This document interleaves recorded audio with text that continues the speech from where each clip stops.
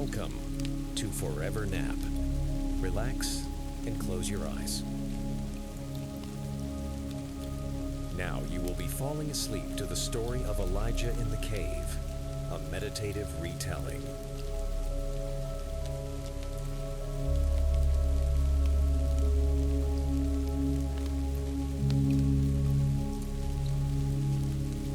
After fire from heaven and a national miracle, Elijah flees into depression, begging God to take his life.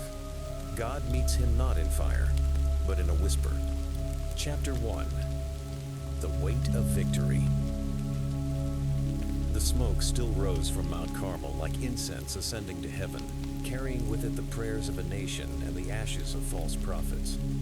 The scent of burnt offering hung thick in the air, mingling with the copper taste of blood and the salt of tears of repentance, tears of joy, tears of overwhelming recognition that the God of Israel was indeed God. Elijah stood at the altar, his weathered hands still trembling from the divine encounter.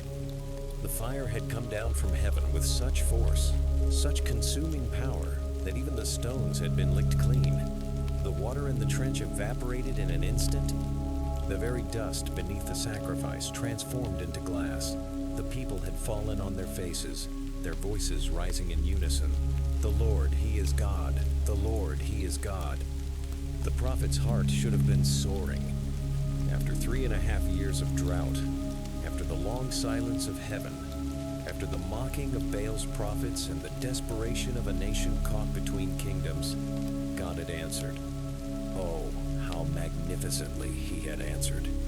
The fire had not merely consumed the sacrifice site, had consumed doubt itself, burned away the cynicism that had settled like dust over Israel's soul. Yet as Elijah descended from the mountain, each step felt heavier than the last. The euphoria of victory was already beginning to fade, like morning mist before the rising sun. The voices of the people grew distant behind him, their celebration echoing off the rocky slopes while he walked alone into the gathering dusk. He had killed the prophets of Baal at the brook Kishon. 450 men, their blood mingling with the waters that had run red in the twilight. Their false prophecies had been silenced forever, their deceptions cut short by the sword of justice. Yet the weight of their deaths pressed upon his shoulders like a mantle of lead. The rain had come, just as he had promised King Ahab. The heavens, sealed by divine judgment for 3 years and 6 months, had opened like a great reservoir, pouring forth life upon the parched earth. Elijah had run before Ahab's chariot, his feet swift as the wind, his heart pounding with the rhythm of heaven's drums. The power of the Lord had been upon him, and he had run all the way to Jezreel, outpacing the royal horses, his prophet's cloak streaming behind him like a banner of victory. But now, in the quiet of his dwelling, the silence pressed in around him like a physical weight. The fire from heaven had been spectacular, visible, undeniable. The rain had been refreshing, life-giving, a benediction upon the land. Yet somehow, in the aftermath of miracle, Elijah felt more alone than ever before. He sat in the doorway of his house, watching the last light of day fade from the western sky. The stars were beginning to appear, one by one, like the eyes of heaven opening to watch over the earth. Somewhere in the distance, he could hear the sound of running water streams that had been dry for years now, bubbling with new life, rushing toward the sea with the joy of resurrection. The prophet's hands were clean now, washed in the brook after the execution of the false prophets. But he could still feel the weight of the sword, still hear the final cries of men who had led Israel astray. Justice had been served, but justice, he was learning, was a heavy burden for a mortal man to bear. He thought of Moses, alone on Mount Sinai, his face so radiant with the glory of God that the people could not look upon him. He thought of Samuel, anointing kings in the silence of dawn, carrying the weight of a nation's destiny in his trembling hands. He thought of all the prophets who had gone before him, voices crying in the wilderness, bearing the word of the Lord like a fire in their bones. The loneliness of the prophet was a unique kind of solitude. It was not merely the absence of companionship, but the presence of something too large for any human heart to contain. The word of the Lord was both blessing and burden, gift and responsibility.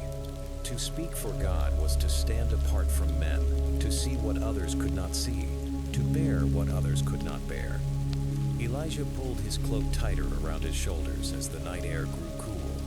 Tomorrow would bring new challenges, new tests of faith. Ahab would return to his palace, and Queen Jezebel would hear of the day's events. The prophets of Baal were dead, but their patroness lived on, and her rage would be terrible to behold. He should pray, he knew. He should spend this night in communion with the God who had answered so magnificently at Mount Carmel. But somehow, the words would not come. The fire from heaven had been proof of God's power, but it had also been a reminder of the vast distance between the divine and the human. How could mortal lips speak to the one who answered with consuming fire? The prophet closed his eyes and listened to the night sounds around him. Somewhere, a night bird called to its mate. Somewhere, the wind rustled through the leaves of trees that had not known moisture for 3 years. Somewhere, the sound of running water continued its ancient song of life and renewal. But in his heart, Elijah heard only silence. The same silence that had filled the air before the fire fell.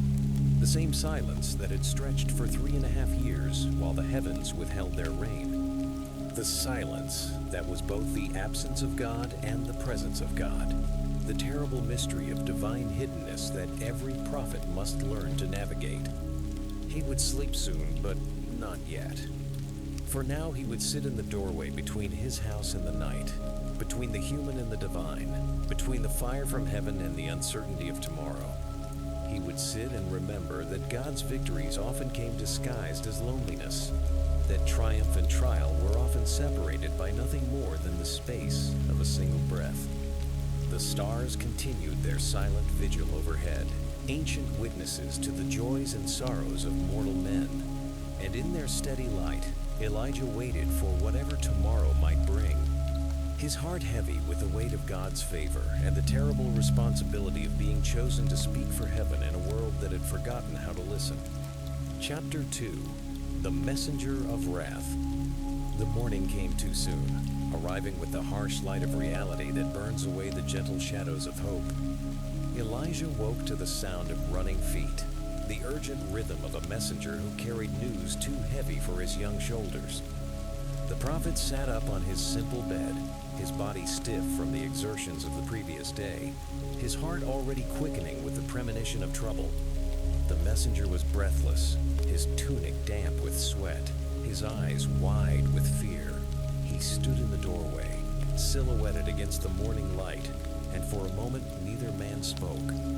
The silence stretched between them like a taut rope, ready to snap under the weight of unspoken words. "My lord," the young man finally gasped, his voice barely above a whisper. "Queen Jezebel has sent word." Elijah's blood turned to ice in his veins. He had known this moment would come, had felt it approaching like storm clouds gathering on the horizon.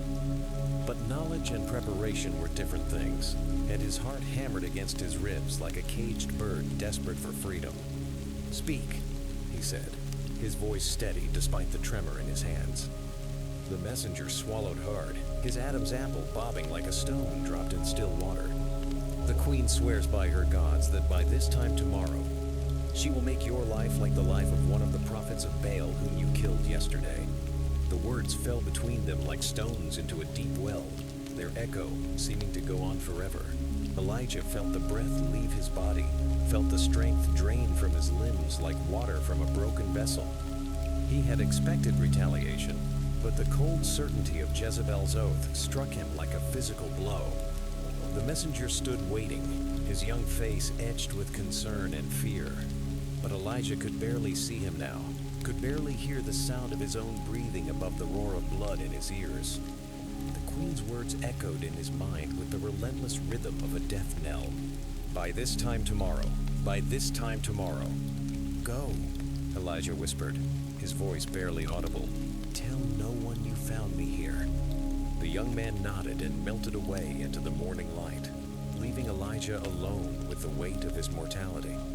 The prophet sat on the edge of his bed, his hands clasped so tightly that his knuckles showed white as bone.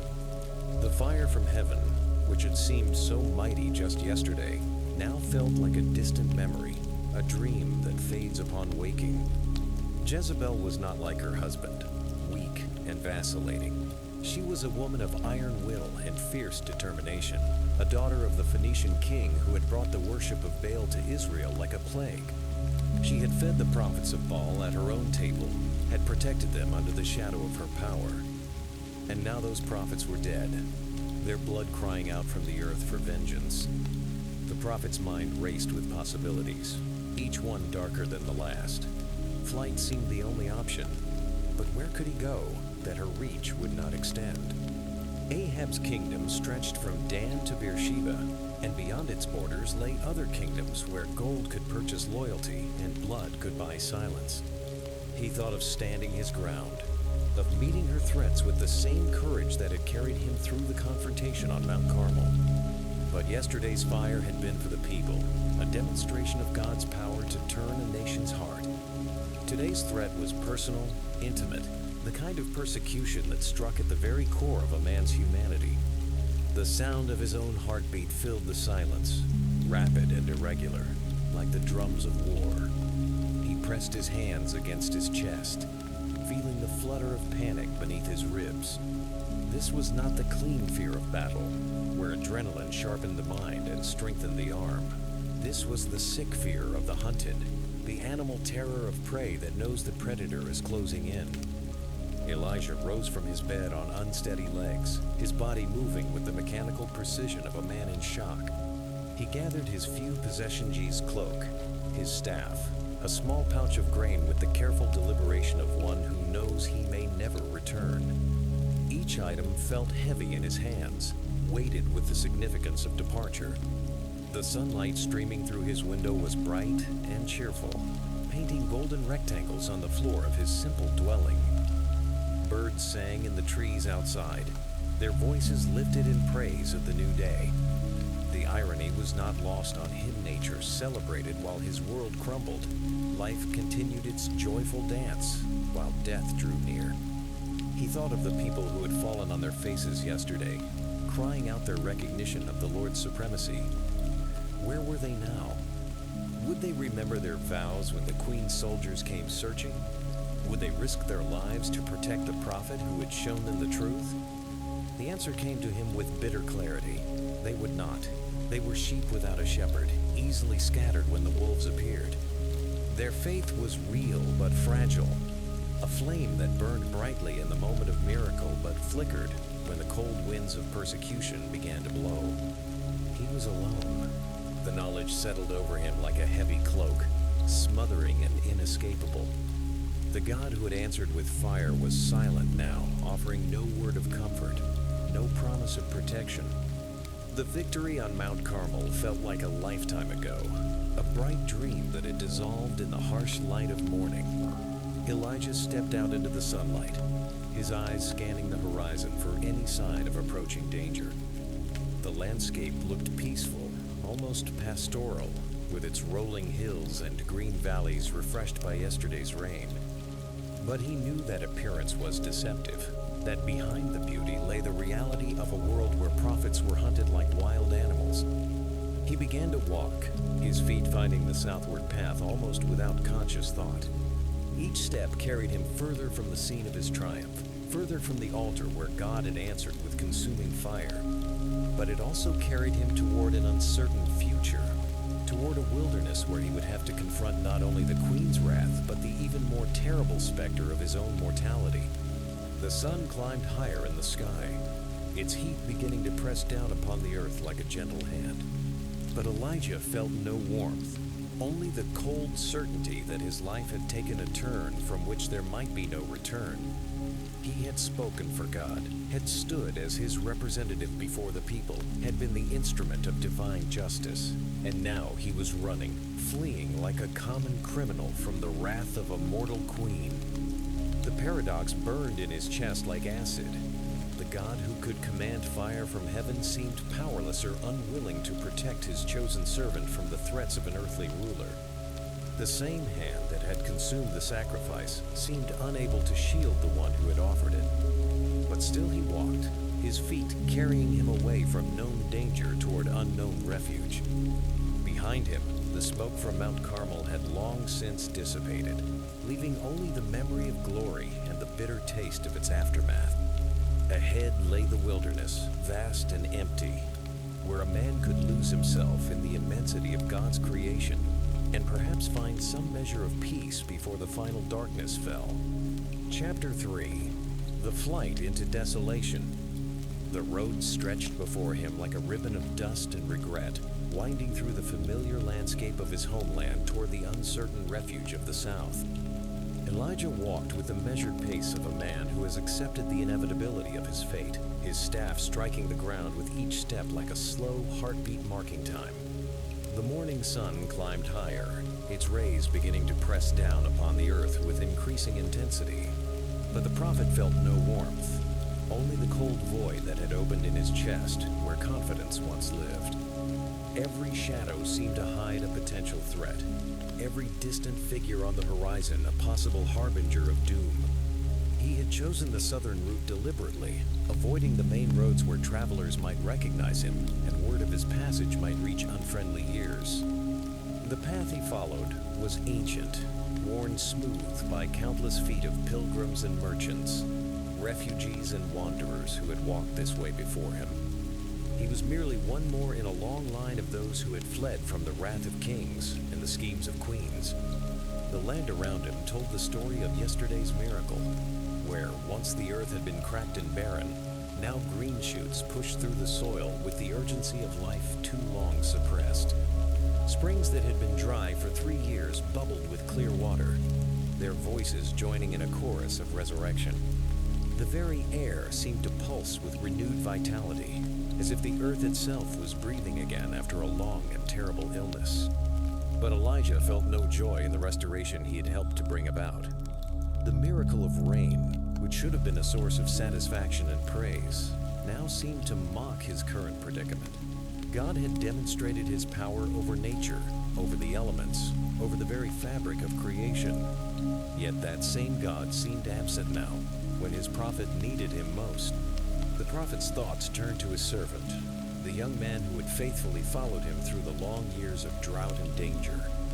He had left him behind without explanation, without farewell, understanding instinctively that the path he was about to walk must be walked alone. Some burdens could not be shared. Some journeys could not be made in company.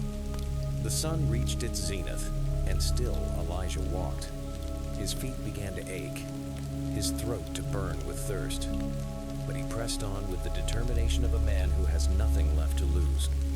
The staff in his hand became a lifeline, a physical anchor in a world that seemed to shift and blur around him like a mirage. He thought of Moses, fleeing from Egypt after killing the Egyptian taskmaster. He thought of David, hiding in caves and wilderness places while Saul's armies hunted him. He thought of all the servants of God who had known the bitter taste of persecution, who had learned that faithful service was no guarantee of earthly protection. The landscape began to change as he traveled further south. The fertile valleys gave way to rougher terrain, the green fields to rocky outcroppings and sparse vegetation. This was the beginning of the wilderness, the vast and empty space where civilization gave way to the raw beauty of God's creation. It was a place where a man could disappear, where the noise and complexity of human society faded into the simple rhythm of survival. As the afternoon wore on, Elijah's pace began to slow. The emotional shock of the morning was giving way to physical exhaustion, and he found himself stopping more frequently to rest. During these brief respites, he would lean on his staff and gaze back toward the north, toward the land he was leaving behind. Somewhere in that direction lay Mount Carmel, its peak still marked by the blackened stones of the altar where God had answered with fire. Somewhere lay the brook Kishon, its waters running clear now after washing away the blood of false prophets. Somewhere lay the people of Israel, probably already beginning to forget the miracle they had witnessed, already allowing the memory of God's power to fade like morning mist. But also in that direction lay Jezebel, her heart filled with murderous rage, her mind already planning the most cruel and public death she could devise for the prophet who had humiliated her gods. The queen was not a woman to forgive or forget. Her oath would be fulfilled, if not today, then tomorrow, if not tomorrow, then the day after. Time was on her side, and she had both the patience and the resources to wait for the perfect moment to strike. The prophet shuddered and turned his face toward the south once more. Each step was taking him further from the certainty of death, but also further from the life he had known. He was becoming a stranger to himself, a wanderer in the wilderness of his own making. The sun began its descent toward the western horizon, painting the sky in shades of gold and crimson. It was a beautiful sunset, the kind that usually filled his heart with wonder at the artistry of the Creator. But tonight, even the beauty of the heavens seemed distant and cold, a reminder of the vast gulf between the divine and the human. He pressed on as the light faded, his feet finding the path more by instinct than by sight. The first stars appeared, ancient lights that had watched over countless generations of pilgrims and wanderers. They offered no comfort, only the cold assurance that the universe was far larger and more mysterious than any human heart could comprehend. When full darkness finally fell, Elijah found himself at the edge of a small settlement. The lights in the windows spoke of families gathered around evening meals, of children safe in their beds, of the simple domestic peace that he had never known. He stood at the boundary between the inhabited world and the wilderness, between the known and the unknown, between the life he was leaving and the uncertain future that lay ahead. Tomorrow he would enter the true wilderness, the place where the line between civilization and chaos became blurred. But tonight, he would rest here at the threshold, gathering his strength for the journey that would take him beyond the reach of human comfort and into the vast emptiness where God's voice was said to be clearest. The prophet found a sheltered spot beneath a large boulder, wrapped his cloak around his shoulders, and prepared to spend his first night as a fugitive. Above him, the stars wheeled in their ancient patterns, indifferent to his suffering but somehow comforting in their steadfast presence. He closed his eyes and tried to pray, but found that words would not come. In that surrender, something profound began to happen. The desperate clinging to life that had driven him into the wilderness started to loosen its grip. The terror of death that had filled his chest like a living thing began to subside, replaced by something that felt almost like relief. He had said what needed to be said, had offered his life back to the God who had given it. Now there was nothing left to do but wait. The prophet's breathing gradually slowed, his body relaxing into the hard ground, as if it were the softest bed. The tree above him rustled gently in the night breeze, its leaves whispering secrets to the darkness. Somewhere in the distance, a nightbird called out, its voice lonely and wild, a sound that seemed to come from the very heart of the wilderness itself. And in that profound silence, in that moment of complete surrender, Elijah finally found the peace that had eluded him since the moment he fled from Jezebel's threat. It was not the peace of resolution or rescue, but the deeper peace of acceptance, the rest that comes only to those who have stopped fighting against the current of their circumstances and allowed themselves to be carried by forces larger than themselves. The darkness beneath the broom tree was no longer threatening but sheltering, no longer the absence of light but the presence of something deeper and more mysterious. It was the darkness of the womb, of the seed in the earth, of the place where all new life begins. And in that darkness, with his prayer hanging in the air like a bridge between earth and heaven, Elijah slept at last, his spirit finally at rest in the embrace of the one who had never truly abandoned him, even in the depths of his despair. Chapter 6. The Touch of Angels. Sleep came to Elijah like a gentle tide, washing over him in waves of profound exhaustion and surrender. It was not the fitful rest of the anxious, but the deep, dreamless sleep of those who have released their grip on life itself. Beneath the broom tree, in the heart of the wilderness, The prophet's body finally found the peace that his spirit had been seeking. Hours passed in this state of unconsciousness, time measured not by the movement of sun or stars, but by the slow rhythm of breathing, the steady pulse of blood through weary veins. His face, drawn tight with worry and fear, gradually relaxed into the peaceful expression of a child, innocent and trusting, freed from the burden of understanding the complexities of existence. The desert night held him in its embrace, the broom tree standing watch like a faithful guardian. The silence was complete, broken only by the whisper of wind through stone and the distant cry of night creatures going about their ancient business. It was a silence that seemed to have substance, a presence that filled the space around the sleeping prophet with something that was both emptiness and fullness, both absence and overwhelming presence. But then, in the deep hours before dawn, something changed. The quality of the silence shifted, became charged with an energy that was not of this world.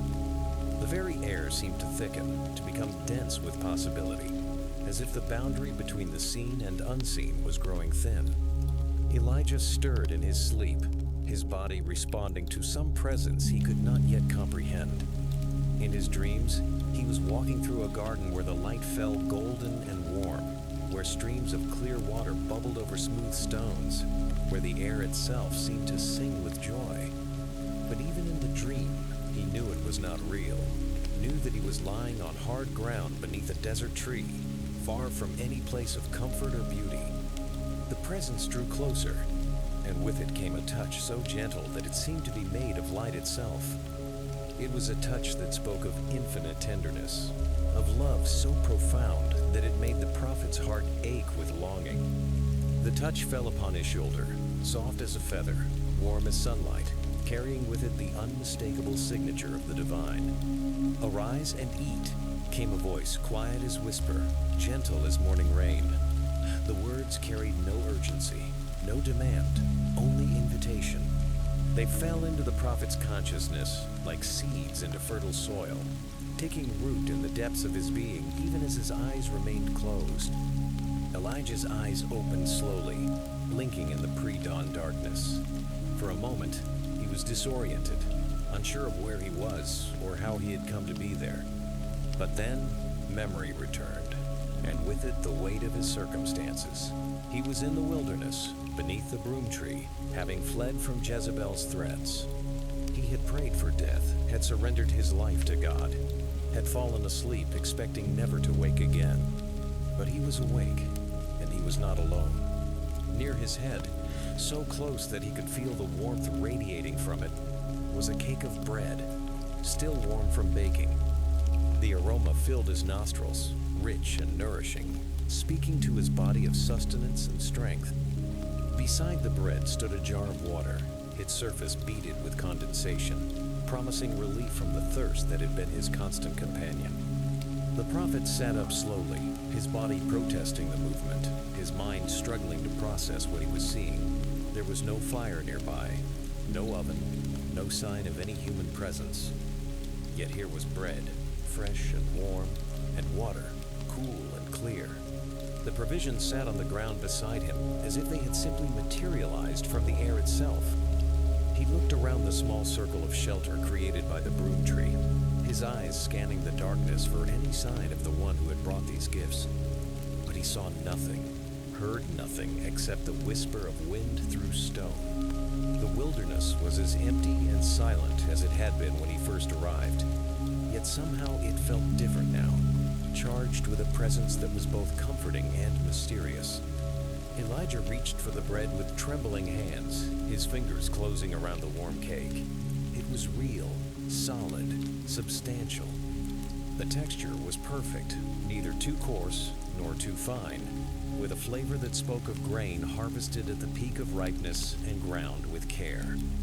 As he ate, he felt strength returning to his body, felt the gnawing emptiness in his stomach begin to fade. The water was equally miraculous, cool and pure, with a taste that reminded him of mountain springs and morning dew. He drank deeply, feeling the liquid spread through his dehydrated tissues like life returning to withered plants. With each swallow, he felt more human, more alive, more capable of continuing the journey that had brought him to this place. When he had finished eating and drinking, the prophet lay back down on the hard ground, his body more comfortable now, his spirit strangely at peace. The food had been more than mere sustenance. It had been a message, a sign that he was not as alone as he had believed. Someone had seen his need, had responded to his desperation with tender care, had provided exactly what he required at the moment of his greatest need. Sleep came again, easier this time, filled with dreams of warmth and light and the sound of gentle laughter. He dreamed of walking through green pastures beside still waters, of feasting at tables laden with abundance, of resting in the shadow of mighty wings. The dreams were so vivid, so real, that he could almost believe they were glimpses of another world, a place where weariness was unknown and fear had no power. But even in sleep, part of him remained aware of his surroundings, of the broom tree above him and the vast wilderness stretching away in all directions. He was still a fugitive, still hunted by those who wished him harm, still far from any place of safety. The bread and water had been a gift, a moment of grace in the midst of trial, but they did not change the fundamental reality of his situation. The sun rose slowly, painting the eastern sky in shades of gold and pink. The desert began to stir with the subtle movements of creatures emerging from their nocturnal hiding places. Somewhere in the distance, a bird called out, its voice clear and strong, a sound that seemed to celebrate the arrival of another day. Elijah woke with the dawn, his body refreshed by sleep and nourishment, his spirit calmer than it had been since his flight began. He sat up and looked around, half expecting to see some sign of his mysterious benefactor. But the wilderness was empty, holding its secrets close. The jar that had held the water was gone, and only a few crumbs remained of the bread that had sustained him through the night. Had it been a dream, a hallucination born of desperation and exhaustion? The prophet touched his lips, still able to taste the sweetness of the bread, still able to feel the coolness of the water. No, it had been real as the ground beneath him and the tree above him. Someone had come to him in his hour of need, had provided what he required, had shown him that even in the depths of the wilderness, he was not forgotten. The sun climbed higher, and with it came the heat that would make travel dangerous during the daylight hours. But Elijah felt no urgency to move, no pressing need to continue his flight. Something had changed during the night, some subtle shift in the atmosphere that made waiting seem not only acceptable but necessary. He was still in the wilderness, still alone, still hunted, but somehow these facts no longer filled him with terror. The broom tree spread its branches above him like a canopy of grace, offering shade and shelter in the harsh landscape. Its roots ran deep into the earth, drawing life from hidden sources, speaking of the possibility of survival even in the most unlikely places. Perhaps there was a lesson in that, a truth that could only be learned in the extremity of need. For now, the prophet was content to wait, to rest in the shelter of the tree, to trust that whatever had provided for him in the night would continue to watch over him. The wilderness stretched away in all directions, vast and empty, but it no longer seemed hostile. It was simply a place, a stage upon which the drama of his life was being played out. A desert where he was learning lessons that could not be taught in any other way. The morning passed quietly, marked only by the movement of shadows and the gradual intensification of the heat. And in that quiet, Elijah began to understand that his prayer for death had been heard, but not answered in the way he had expected. Instead of taking his life, God had chosen to sustain it, to provide for it, to show him that even in the depths of despair, he was loved with an everlasting love. Chapter 7. The Second Touch. The day wore on beneath the desert sun, its heat building steadily until the very air seemed to shimmer with invisible fire. Elijah remained in the shade of the broom tree, his body still weakened by the journey and the emotional trauma of his flight. his spirit gradually adjusting to the strange new reality of his circumstances. The bread and water had sustained him, but they had done more than that. They had reminded him that he was not alone in the wilderness, that even in the place of apparent abandonment, there was provision for those who trusted in the goodness of God. The hours passed slowly, marked by the movement of shadows and the gradual shift in the quality of light. The prophet dozed fitfully, his sleep punctuated by dreams and half-waking moments of awareness. Sometimes he dreamed of fire falling from heaven, of the great altar on Mount Carmel blazing with divine glory. Sometimes he dreamed of running through the night, pursued by faceless enemies who seemed to multiply with each backward glance. But gradually, as the day progressed, the dreams began to change. Instead of fire and pursuit, he began to dream of gardens and still waters, of places where the weary could rest and the hungry could be fed. The dreams were so vivid, so filled with peace and beauty, that he found himself reluctant to wake, reluctant to return to the harsh reality of his exile. The sun reached its zenith and began its slow descent toward the western horizon. The heat was at its most intense now, turning the desert into a furnace that would test the endurance of any creature brave enough to venture into its embrace. But beneath the broom tree, in the circle of blessed shade, Elijah found a measure of comfort and rest. As the afternoon wore on, he began to feel the return of hunger and thirst. The bread and water from the night before had been enough to sustain him for a while, but his body's needs were reasserting themselves with the persistence of nature itself. He rationed the water from his own skin carefully, knowing that it would not last much longer, wondering what he would do when it was gone. The wilderness stretched away in all directions, seemingly endless, offering no sign of spring or stream, no hint of where a man might find the necessities of life. The nearest settlement was days away, and even if he could reach it, there was no guarantee that he would be welcome there. Word of Jezebel's threat might have preceded him, turning even the most hospitable strangers into potential enemies. But somehow, these practical concerns no longer filled him with the same terror they had the night before. The mysterious provision of bread and water had done something to his spirit, had planted a seed of hope that was slowly beginning to grow. If God could provide once, could he not provide again?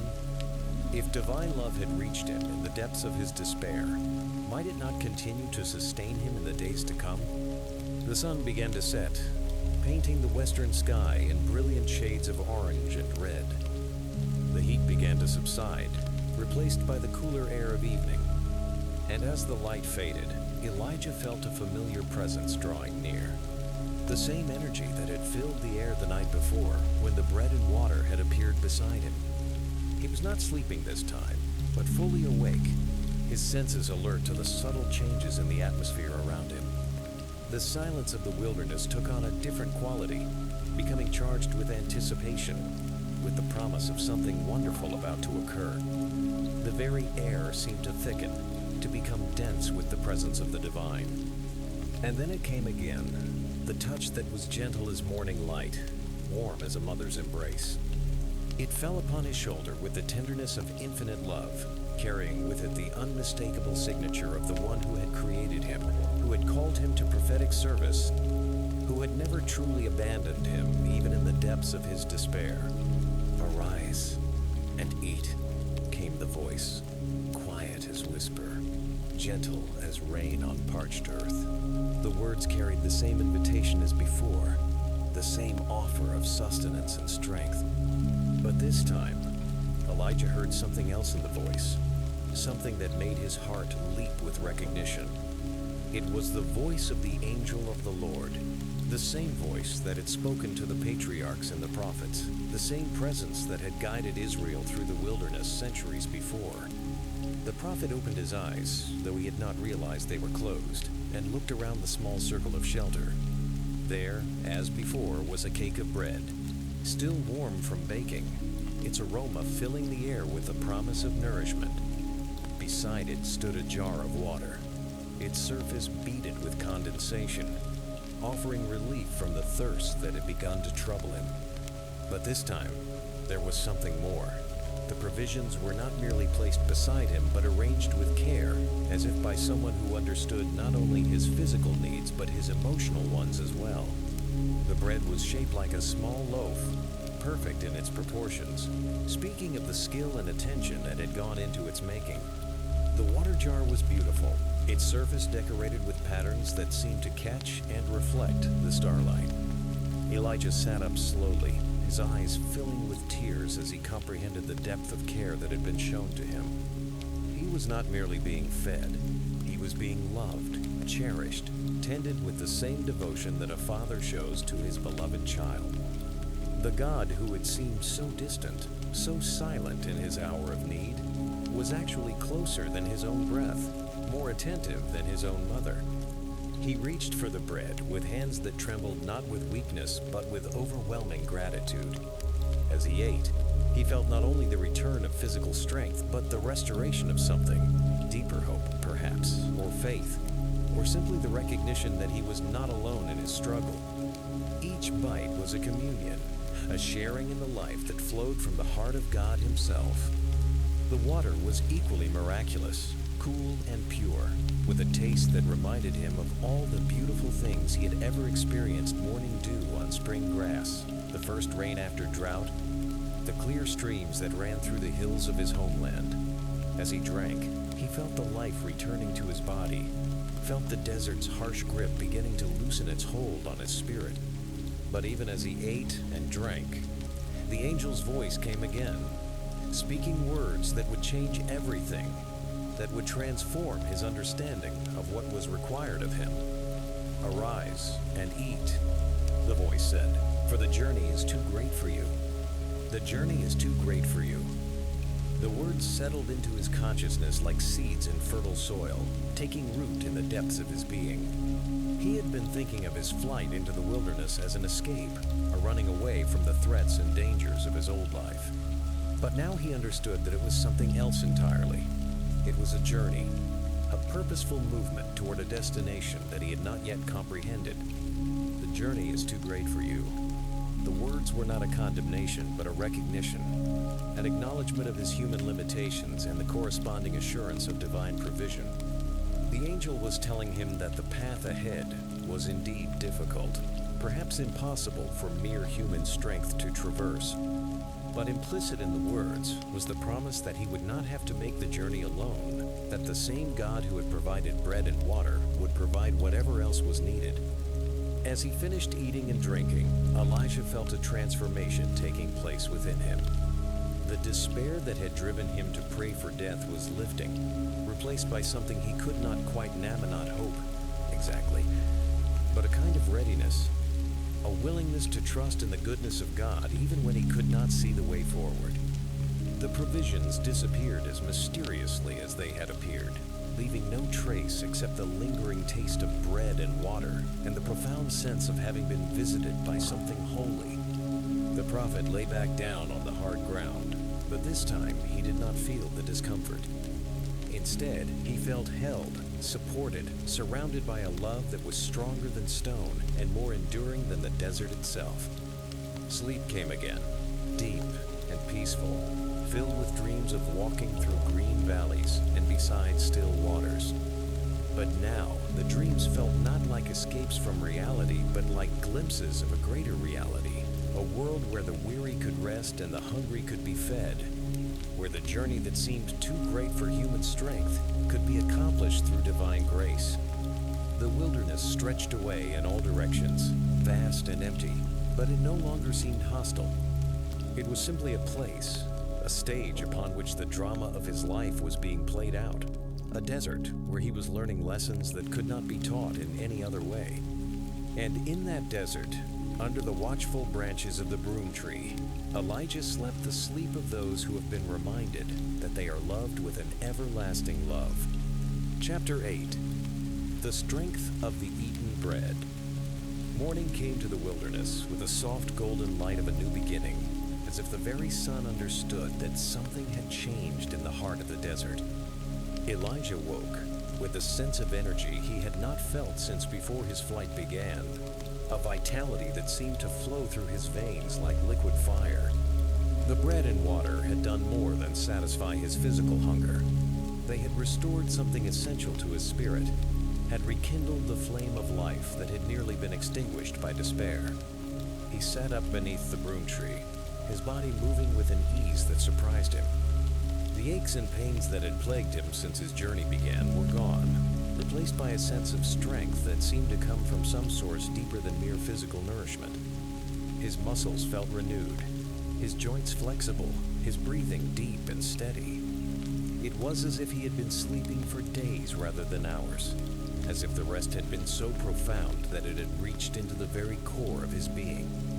The prophet stood and stretched, his arms reaching toward the sky, his face turned toward the warming sun. The desert around him looked different in the morning light, less harsh and forbidding than it had seemed in the darkness. The rocks and stones that had appeared so threatening in the night now revealed themselves as part of a landscape of stark beauty, sculpted by wind and time into forms that spoke of the patience and artistry of the Creator. He began to walk, his steps sure and steady, his staff striking the ground with a rhythm that seemed to match the beating of his heart. The direction was clear now, though he could not have said how he knew it. South, always south, toward the great mountain that rose like a beacon in the wilderness, toward the place where God had first revealed himself to Moses in the burning bush. The journey that had begun as a flight from death had become something else entirely, a pilgrimage toward understanding, a quest for the kind of truth that could only be found in the place where earth and heaven touched. The bread and water had been more than sustenance. They had been a sacrament, a sharing in the life of God himself, a preparation for the road that lay ahead. As he walked, Elijah felt the power of the angel's provision working within him like a slow fire, burning away the weakness and fear that had driven him into the wilderness. His feet found their rhythm easily. His breathing remained steady even as the sun climbed higher and the heat began to build. The food he had eaten was unlike any earthly nourishment. It was the bread of heaven, the water of life, the kind of sustenance that could strengthen a man for whatever journey God might call him to make. The landscape began to change as he traveled deeper into the wilderness. The scattered shrubs and rocky outcroppings gave way to a more desolate terrain, where the very ground seemed to have been scoured by the wind until nothing remained but stone and sand. It was a place that spoke of extremes, of the kind of testing that strips away everything non-essential and reveals the true nature of what remains. But Elijah felt no fear as he entered this more challenging terrain. The strength that flowed through him was not his own, and it did not depend on the comfort of his surroundings or the certainty of his destination. It was the strength of the eaten bread, the power of divine provision, the assurance that he was not making this journey alone. Days passed in this way, each one marked by the steady rhythm of walking, the gradual passage of the sun across the sky, the nightly rest beneath whatever shelter the desert provided. He slept on stone and sand, beneath overhanging rocks and in the lee of wind-carved formations, but his rest was deep and refreshing, as if the very ground had been blessed by the presence of the one who had provided for him. The miraculous sustenance continued to work within him, providing not only physical strength, but a clarity of mind and spirit that he had never known before. His thoughts became clearer, his understanding deeper, his awareness of the divine presence more acute. It was as if the bread and water had opened channels within him that had been closed by the accumulated dust and debris of ordinary life. He began to understand that this was not merely a journey through physical space, but a journey through the landscape of his own soul. Each step was taking him further from the familiar shores of his old life and deeper into the mysterious territory of divine calling. The wilderness was not just a place of refuge, but a place of transformation, where the false self could be stripped away and the true self could be revealed. The days blended into one another, marked not by the passage of time, but by the gradual deepening of his understanding. He walked through valleys where the silence was so profound that he could hear the beating of his own heart, across plateaus where the sky seemed to stretch to infinity, along paths that had been worn by countless feet over countless generations. Each place had its own character, its own lesson to teach, its own contribution contribution to the education of his spirit. Sometimes he encountered other travelers' merchants with their caravans, pilgrims on their own journeys, Bedouins who moved through the desert like ghosts.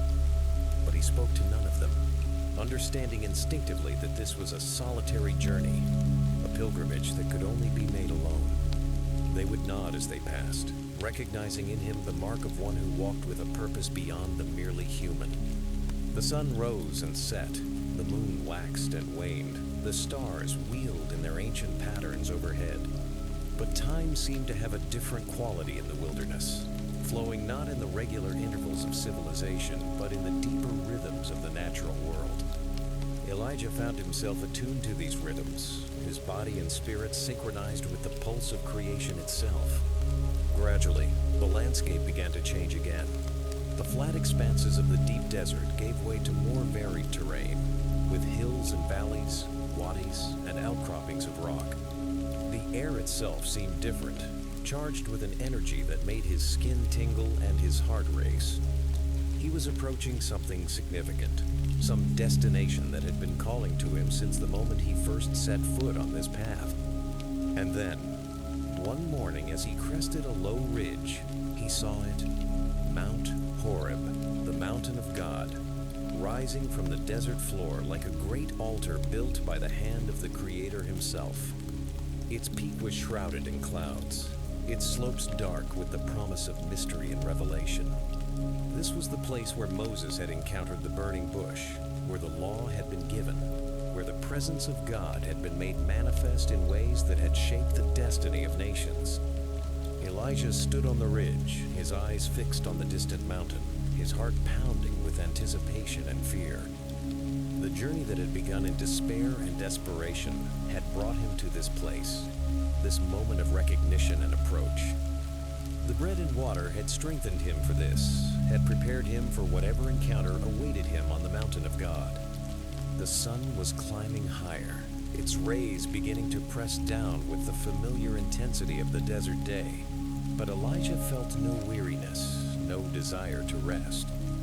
The strength of the eaten bread was still working within him, still providing the energy he needed for the final stage of his journey. He began to descend the ridge, his steps sure and purposeful, his spirit ready for whatever lay ahead.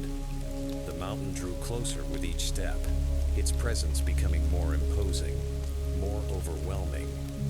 But Elijah felt no urge to turn back, no impulse to flee from the divine encounter that awaited him. He had been prepared for this moment, had been strengthened and sustained for this purpose.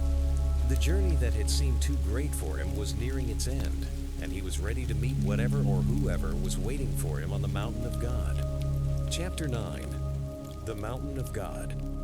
The approach to Mount Horeb was a journey through layers of history and holiness, each step bringing Elijah closer to the place where the divine had touched the earth with such power that the very stones seemed to remember the encounter. The mountain rose before him like a great altar, its dark slope scarred by wind and weather, its peak lost in clouds that seemed to move with a life of their own. As he walked, the prophet felt the weight of centuries pressing down upon him. This was the place where Abraham had walked, where Moses had tended his father-in-law's flocks before the burning bush changed his life forever. Here the law had been given, here the covenant had been established, here the presence of God had been made manifest in ways that had shaped the faith of nations. The very air seemed thick with the residue of divine encounters, charged with an energy that made his skin tingle and his heart race. The terrain became more challenging as he climbed, the smooth desert floor giving way to rocky slopes and narrow paths that wound between massive boulders.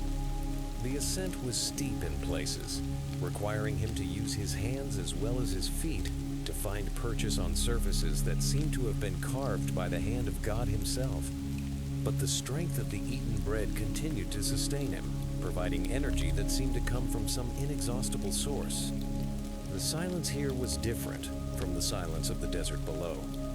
It was not the empty quiet of unpopulated spaces, but the profound hush that comes in the presence of the sacred. It was a silence that seemed to have substance, that pressed against his eardrums like the weight of deep water.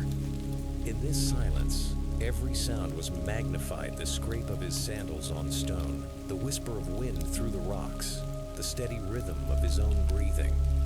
As he climbed higher, the landscape around him began to change. The stark beauty of the desert gave way to something more austere, more primal. The rocks here were darker, more ancient, as if they had been present at the very creation of the world. The sky seemed closer, more immediate, as if the boundary between earth and heaven was thinner here than in other places. The prophet paused frequently to rest, not because he was tired, but because the magnitude of where he was going seemed to require these moments of preparation. At each stopping place, he would look back at the path he had traveled, marveling at the distance he had covered, the obstacles he had overcome. The wilderness stretched away below him, vast and empty, but no longer threatening. It had been his classroom, his place of learning, his preparation for this moment. The sun was high when he finally reached the base of the mountain proper. Here, the rocky slopes rose almost vertically, challenging even the most experienced climber. But Elijah felt no hesitation, no doubt about his ability to continue. The strength that had been given to him was not merely physical, but spiritual, a power that came from the very heart of God and was equal to whatever task lay before him. As he began the final ascent, the weight of his calling settled upon him like a mantle. He was not just a man climbing a mountain. He was a prophet approaching the throne room of the universe, a servant coming into the presence of the one who had created all things. The responsibility was overwhelming, but so was the privilege. How many men had been granted such an encounter? How many had been called to stand in the place where Moses had stood, to hear the voice that had spoken the world into existence? The climb was arduous, requiring all his strength and concentration. But with each step, he felt himself drawing closer not just to the summit, but to something infinitely more significant. The very air seemed to grow thicker, more charged with divine presence. The clouds that had seemed so distant from below now swirled around him, cool and damp, carrying with them the scent of rain and the promise of mystery. The rocks beneath his hands were warm, as if heated by some inner fire. The path was treacherous in places, requiring him to trust his weight to handholds that seemed barely adequate. But he pressed on, driven by something deeper than mere determination. This was his destiny, the purpose for which he had been born, the reason why God had called him from his father's house to be a prophet in Israel. As he climbed higher, the world below began to fade into insignificance. The desert that had seemed so vast and important now appeared as merely a small part of a much larger landscape. The kingdoms of men, with their wars and politics and ambitions, seemed like children's games played out in the dust. From this height, with the perspective that came from approaching the presence of God, all earthly concerns appeared in their true proportions. The sun was beginning to set when Elijah finally reached a ledge that offered some shelter and a place to rest. He was high on the mountain now, higher than he had ever been in his life. The air was thin and cold, the wind sharp with the promise of night, but he felt no discomfort, only a deep sense of anticipation. He was close now, very close to whatever encounter awaited him. Below him, the world was spread out like a map, with the desert stretching away in all directions, marked here and there by the thin lines of wadis and the occasional patch of green where water had given life to the barren soil. It was a beautiful view, but it was also a reminder of how small and insignificant human concerns appeared from this vantage point. The prophet found a sheltered spot among the rocks and prepared to spend the night. The temperature was dropping rapidly, and he pulled his cloak close around him, grateful for its warmth. The stars were beginning to appear, brilliant and close, as if he could reach out and touch them.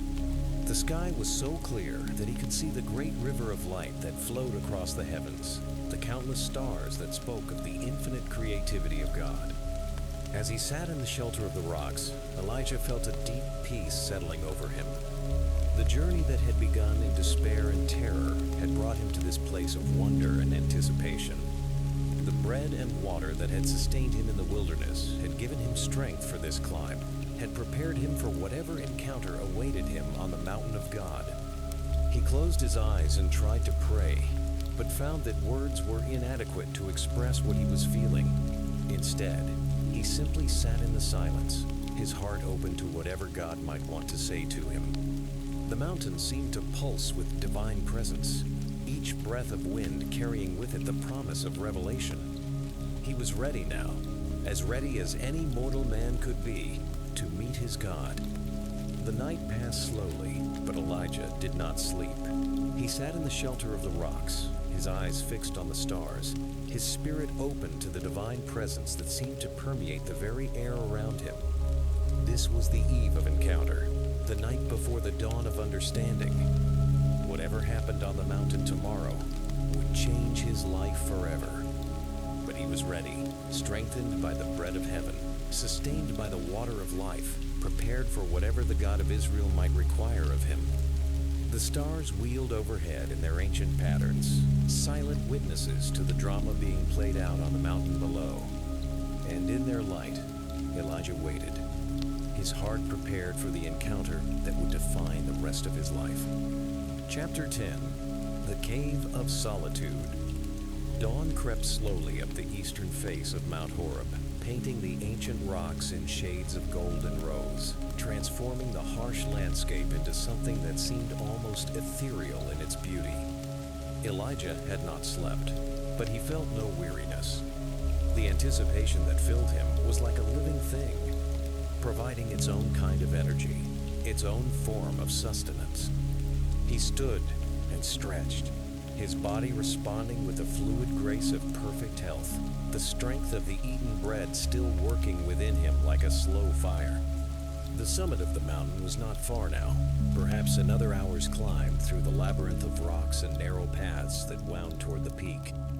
But as he began to move, something caught his eye, a dark opening in the rock face, barely visible from where he stood, but unmistakably the mouth of a cave. The sight of it sent a shiver through his spirit, a recognition that seemed to come from some deep place within him. This was it. This was the place he had been journeying toward, though he had not known it until this moment. The cave called to him with a voice that was not audible, but nonetheless undeniable, drawing him toward its dark mouth with the irresistible pull of destiny itself. He changed direction, following a narrow ledge that led toward the opening, his feet finding purchase on stone that seemed to have been worn smooth by countless generations of pilgrims. The cave was larger than it had appeared from a distance, its mouth wide enough for a man to enter without stooping, its interior lost in shadows that seemed to have substance and weight. As Elijah approached, he felt the temperature drop noticeably, as if the cave was breathing out air that had been cooled in the depths of the earth. The silence here was absolute, so profound that he could hear the beating of his own heart, the whisper of blood through his veins, the soft susurrus of his breathing. He paused at the threshold, his hand resting on the cool stone of the entrance. Something profound was about to happen. He could feel it in the very marrow of his bones, could sense it in the way the air itself seemed to thicken with anticipation. This was not merely a cave, but a holy place, a sanctuary that had been set apart for encounters between the human and the divine. The prophet stepped across the threshold, leaving the warm morning light behind and entering the cool embrace of the cave. The darkness enveloped him like a living thing, not hostile but welcoming, like the embrace of a mother drawing her child close. His eyes began to adjust, revealing the smooth walls that curved away into the depths of the mountain, polished by wind and water over countless millennia, until they seemed almost to glow with their own inner light. The floor of the cave was smooth beneath his feet, worn to an almost mirror-like finish by the passage of time. As he moved deeper into the interior, he felt a strange sense of homecoming, as if this dark womb of stone was the place he had been searching for all his life without knowing it. The silence here was not empty but full, pregnant with possibilities, heavy with the promise of revelation. He found a place where the cave widened slightly, forming a natural chamber that seemed designed for contemplation and prayer. Here he settled himself, his back against the smooth wall, his staff laid carefully beside him. The darkness was complete now, so absolute that he could not see his own hand before his face. But somehow this did not disturb him. In this darkness, other senses awakened. Other ways of knowing came alive. The prophet closed his eyes, though in the absolute blackness of the cave, it made no difference whether they were open or closed. He breathed deeply, inhaling air that seemed charged with the presence of the sacred, exhaling the last vestiges of his anxiety and fear. This was the place of waiting, the chamber of preparation, the womb where new understanding could be born. Time passed, though in the cave it seemed to have no meaning. There was no sun to mark the hours, no wind to speak of the passage of moments. There was only the eternal now, the perpetual present, where the soul could rest in the embrace of the infinite. Elijah felt himself settling into this timelessness, his spirit finding a peace that was deeper than sleep, more refreshing than any physical rest. Gradually, he became aware that he was not alone in the cave. There was a presence with him, invisible but undeniable, filling the darkness with a warmth that had nothing to do with temperature and everything to do with love. It was the presence he had sensed in the wilderness, the one who had touched him beneath the broom tree, who had provided bread and water for his journey. But here, in this holy place, the presence was more immediate, more intimate, closer than his own breath. The silence deepened, becoming not the absence of sound, but the presence of something so profound that ordinary language had no words for it. In this silence, Elijah began to understand things that had been hidden from him, began to see patterns and purposes that had been invisible in the noise and confusion of ordinary life. The cave was teaching him its own lesson, preparing him for what was to come. He thought of Moses, who had hidden in the cleft of the rock while the glory of God passed by, who had been allowed to see the back of the divine, but not the face, for no man could see God's face and live. Was this the same place? Had he come to the very spot where the great lawgiver had encountered the living God? The thought filled him with awe and trembling, but also with a deep sense of privilege and gratitude. The hours passed in this state of profound receptivity, his spirit open to whatever revelation might come. Sometimes he dozed, his body finally claiming the rest it needed after the long journey from the wilderness. But even in sleep, part of him remained alert, attuned to the divine presence that filled the cave like a living atmosphere. He dreamed of fire and wind, of earthquakes that shook the foundations of the earth. He dreamed of voices calling from the storm, of angels ascending and descending on ladders of light. But always, in the dreams, there was the sense of waiting, of preparation, of something greater yet to come. The cave held him like a mother's womb, protecting him, nurturing him, preparing him for birth into a new understanding of his calling and his God. When he woke, the darkness was unchanged, absolute and comforting. But something had shifted in the atmosphere of the cave, some subtle alteration in the quality of the presence that surrounded him. The time of preparation was coming to an end. The time of encounter was drawing near. Elijah sat up slowly, his body refreshed by the supernatural rest that had come to him in this holy place. He could feel strength flowing through him, not the physical energy that had sustained him on his journey, but something deeper, a spiritual vitality that seemed to connect him directly to the source of all life. The cave had done its work, had prepared him as much as any mortal man could be prepared for what was about to happen. The silence continued, but now it was charged with expectancy, like the hush that falls over a congregation just before the most sacred moment of worship. Something was coming, something that would change everything, something that would give new meaning to his life and his calling. In the darkness of the cave, Elijah waited, his heart open, his spirit ready, his whole being poised for the encounter that would define the rest of his days. The mountains seemed to hold its breath. The very stones seemed to listen. And in that profound stillness, the word of the Lord came to Elijah, not as a voice heard with the ears, but as a presence felt in the depths of the soul, intimate and unmistakable, gentle and overwhelming. "What are you doing here, Elijah?" The question fell into the silence like a stone dropped into still water, sending ripples through the quiet that seemed to reach to the very ends of the earth. It was not asked in anger or accusation, but in the tender voice of infinite love, the voice of one who knew the answer before the question was asked, but wanted to hear it spoken, wanted to create space for honesty and truth. Elijah felt the words form in his throat, felt them rise from the depths of his being like water from a spring. But before he could speak, he knew that this moment would change everything, that whatever he said in response would shape the course of his future and the nature of his relationship with the God who had called him from his father's house to be a prophet in Israel. In the darkness of the cave, surrounded by the presence of the living God, Elijah prepared to open his heart and speak the truth that had been burning within him since the moment he fled from Jezebel's threat. The time for pretense was over. The time for honest reckoning had begun. Chapter 11. The question in the darkness. The words hung in the darkness like stars in the void, each syllable charged with divine authority and infinite tenderness. "What are you doing here, Elijah?" The question seemed to reverberate through the cave, through the mountain, through the very fabric of creation itself, demanding an answer that would be true not just to the circumstances that had brought him to this place, but to the deeper currents of his soul.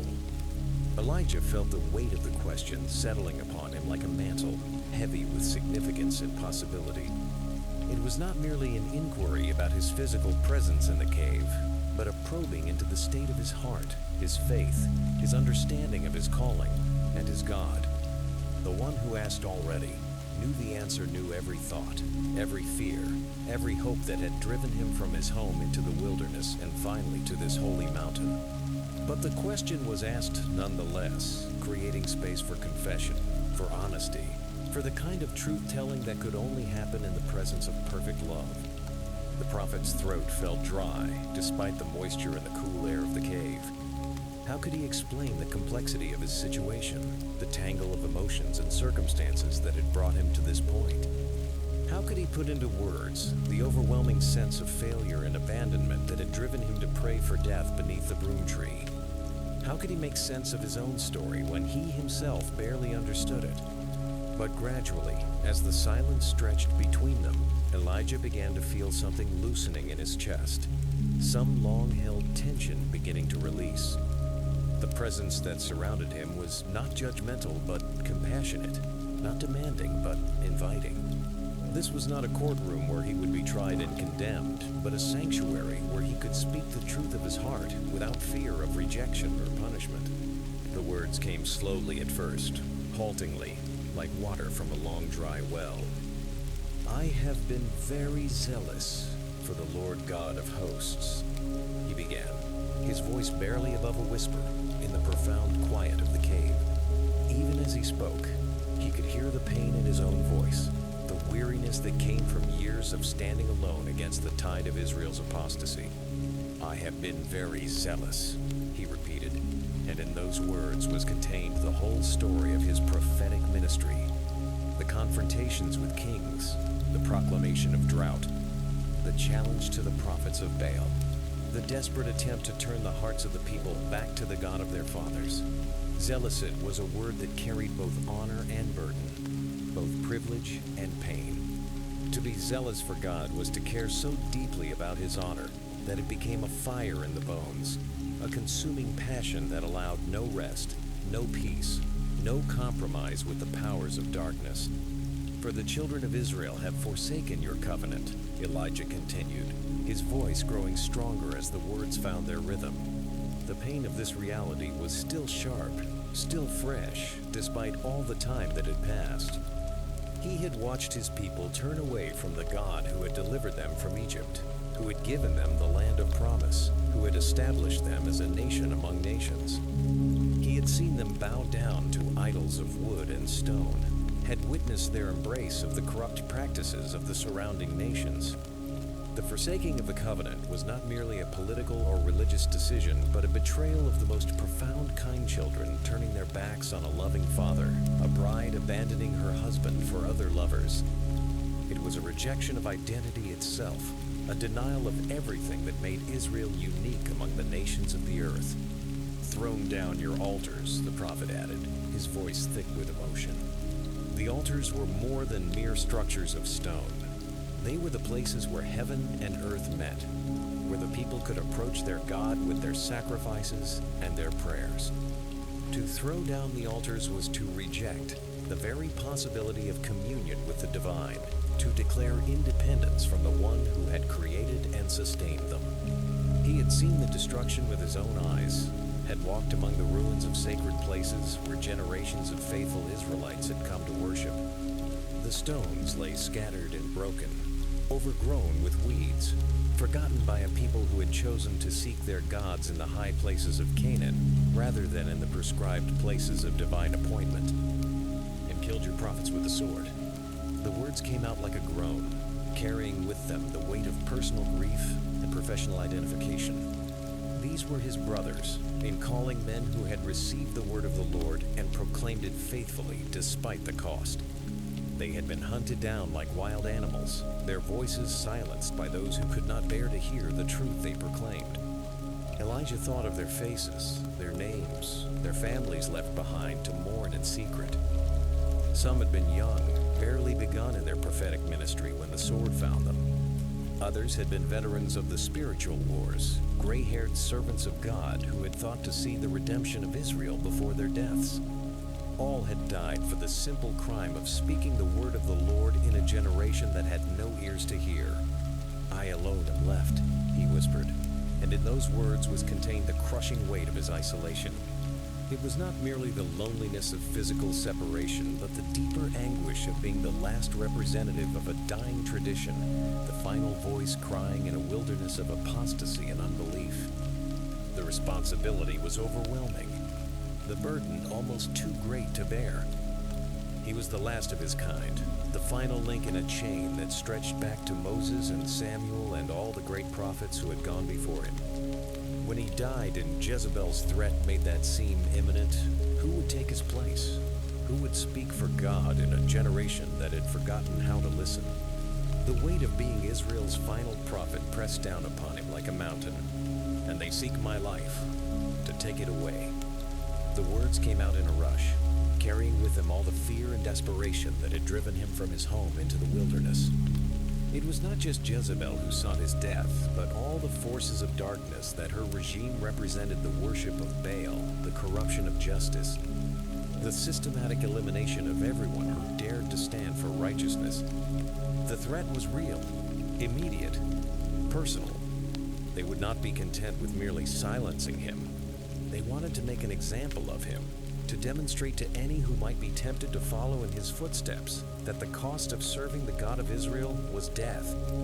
His execution would be public, brutal, designed to crush the last vestiges of faith in the hearts of any who might still remember the covenant. As the words poured out of him, Elijah felt something releasing in his chest, some long-held tension beginning to ease.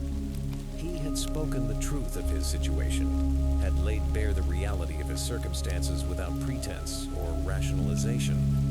He was indeed zealous for God, but that zeal had led him to this place of apparent abandonment and defeat. He had served faithfully, but that service had cost him everything: his safety, his home, his sense of purpose, his hope for the future. The silence that followed his confession was profound, filled with the presence of the one who had heard every word, who understood every nuance of pain and disappointment that lay behind them. There was no immediate response, no quick reassurance or easy comfort. Instead, there was simply the continuation of the divine presence, surrounding him like warm arms, holding him in his brokenness without trying to fix or change or explain it away. In that silence, Elijah began to understand that this was what he had needed all along. Not answers or explanations, but simply the opportunity to be heard, to pour out his heart in the presence of the one who loved him. The cave had become a confessional, a place where the deepest truths could be spoken without fear of judgment or rejection. The question had been asked and answered. Now came the waiting, the patient silence in which new understanding could be born. Whatever came next would flow from this moment of radical honesty, this willingness to speak the truth even when it revealed the depths of his own weakness and fear. In the darkness of the cave, surrounded by the presence of the living God, Elijah waited for whatever response might come, his heart finally at peace with the truth of his own story. Chapter 12. The Voice in the Storm. The silence that followed Elijah's confession seemed to last for eternities, stretching through the darkness of the cave like a river of perfect peace. But gradually, almost imperceptibly at first, something began to change in the atmosphere around him. The stillness that had been so profound, so complete, began to stir with the first intimations of movement, like the barely perceptible shift in air pressure that precedes a great storm. Then came the voice, speaking not from any particular direction, but from everywhere at once, filling the cave with words that seemed to bypass his ears entirely and resonate directly in the depths of his soul. Go out and stand on the mountain before the Lord, for the Lord is about to pass by.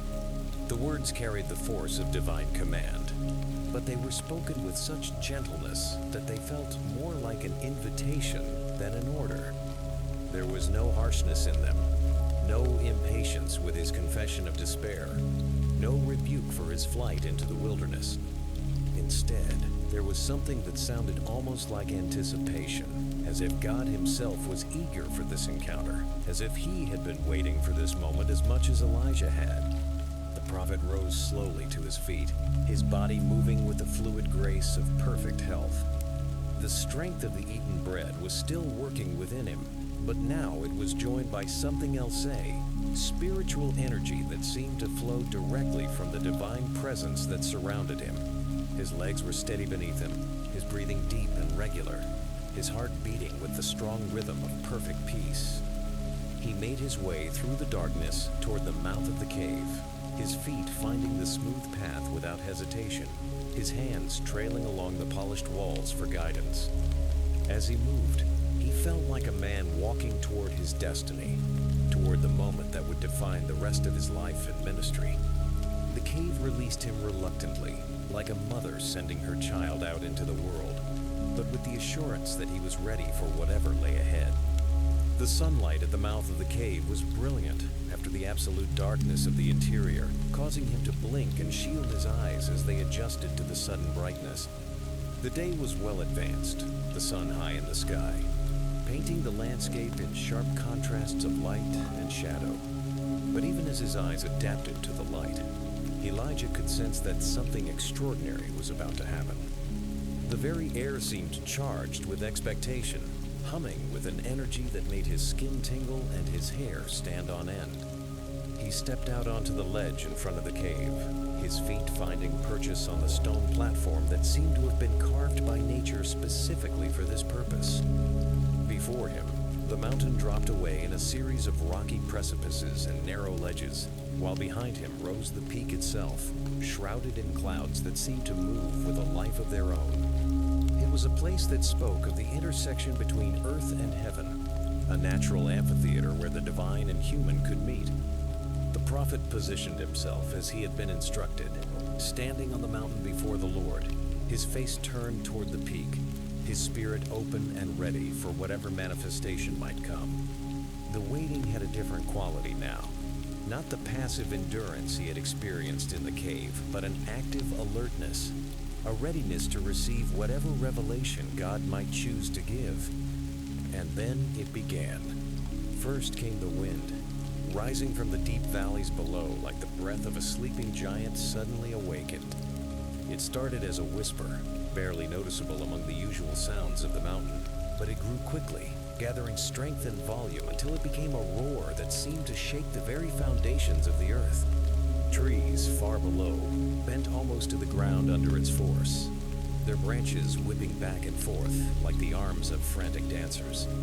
But this was no ordinary wind. As it climbed the mountain, It seemed to gather not just force, but presence, becoming a living thing that spoke in a voice louder than thunder. It struck the peak above Elijah with such violence that rocks the size of houses broke free and tumbled down the mountainside. Their passage marking the wind's path with a trail of destruction that was both terrible and magnificent. The prophet pressed himself against the rock face behind him, his cloak whipping around him like a living thing, his hair streaming in the ferocious current of air that seemed determined to tear him from the mountain itself. The sound was overwhelming, a roar so loud that it seemed to come not just from the air around him, but from inside his own head, from the very core of his being. Yet even as the wind raged around him with the fury of creation unleashed, Elijah knew with absolute certainty that the Lord was not in the wind. This was power, yes, and majesty beyond human comprehension, but it was not the presence he sought. It was preparation, perhaps, or demonstration, but not revelation. The wind was speaking, but it was not speaking the word he needed to hear. The great wind passed, leaving behind it a silence that seemed even more profound than what had come before. The air was still now, so still that not even the smallest leaf stirred, so quiet that Elijah could hear his own heartbeat echoing off the rock walls around him. But the stillness lasted only for a moment before the next manifestation began. The earthquake announced itself with a low rumbling that seemed to come from the very heart of the mountain, a sound so deep that it was felt more than heard. The rock beneath Elijah's feet began to vibrate, gently at first, then with increasing violence, until the entire mountain seemed to be shaking itself apart. The ledge on which he stood swayed like a ship in a storm, and he had to grip the rock face behind him to keep from being thrown to the ground. Great cracks appeared in the stone around him, running like lightning across the face of the mountain, opening fissures that seemed to go down to the very center of the earth. Boulders crashed down from above, their impact sending shock waves through the stone that Elijah could feel in his bones. The mountain was being torn apart before his eyes, reshaped by forces so powerful that they seemed to belong to the moment of creation itself. The sound was indescribable enough, just the crash of falling stone, but something deeper, the groan of the earth itself as it was twisted and reformed by the irresistible power of divine demonstration. It was as if the mountain was crying out, its voice joining the symphony of destruction and renewal that was playing out around him. But again, even as the earthquake shook the mountain to its foundations, Elijah knew that the Lord was not in the earthquake. This too was power, demonstration of the forces that lay at God's command, but it was not the intimate communication he had been promised. The earthquake spoke of majesty and might, but not of the gentle love that had touched him beneath the broom tree. The shaking subsided gradually, leaving behind a landscape that had been forever changed. New crevices marked the mountainside, fresh scars that would remain for generations as testimony to this moment of divine manifestation. The silence that followed was deeper than before, weighted with the significance of what had just occurred. And then came the fire. It began as a glow on the horizon, a brightness that seemed to emanate from the very air itself. But it grew quickly, becoming a wall of flame that swept up the mountainside with a speed that defied natural explanation. This was not the fire of burning wood or grass, but something more primal, more elemental, the fire of creation itself, the flame that had spoken light into existence at the beginning of time. The heat reached Elijah long before the flames did, washing over him in waves that made the air shimmer and dance.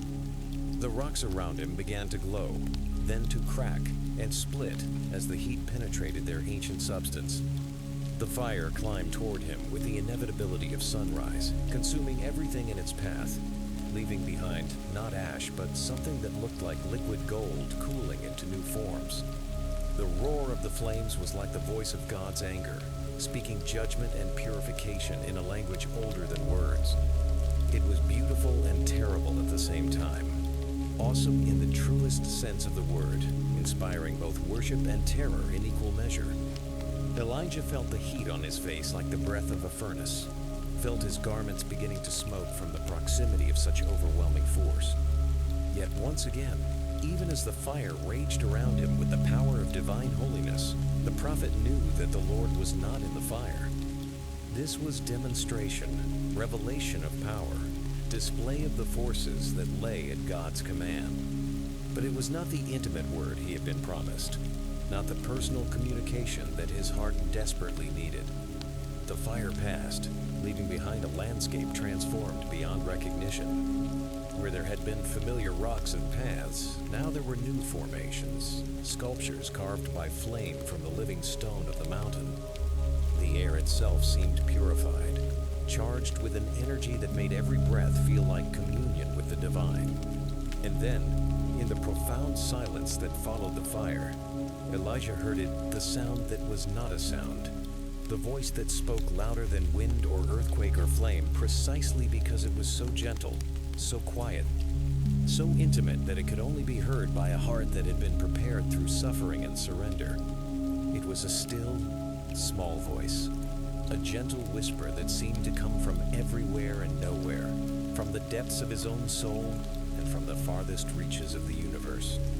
It was the voice he had been waiting for, the word he had journeyed through the wilderness to hear, the communication that would give new meaning to his life and ministry.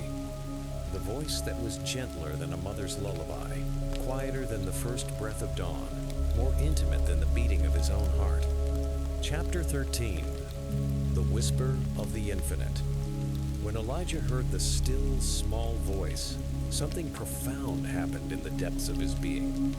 It was as if every nerve in his body suddenly became attuned to a frequency that had always been present but had been drowned out by the noise of ordinary existence.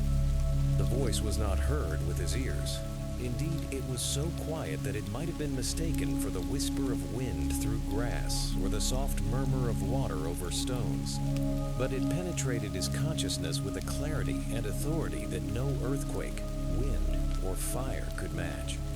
This was the voice he had been seeking without knowing it, the word his soul had been hungry for through all the years of his prophetic ministry. It was not the voice of power demonstrating itself through spectacular displays, but the voice of love speaking directly to the human heart. It was intimate and personal, gentle and overwhelming, quiet and infinitely powerful all at the same time. The prophet's response was immediate and instinctive.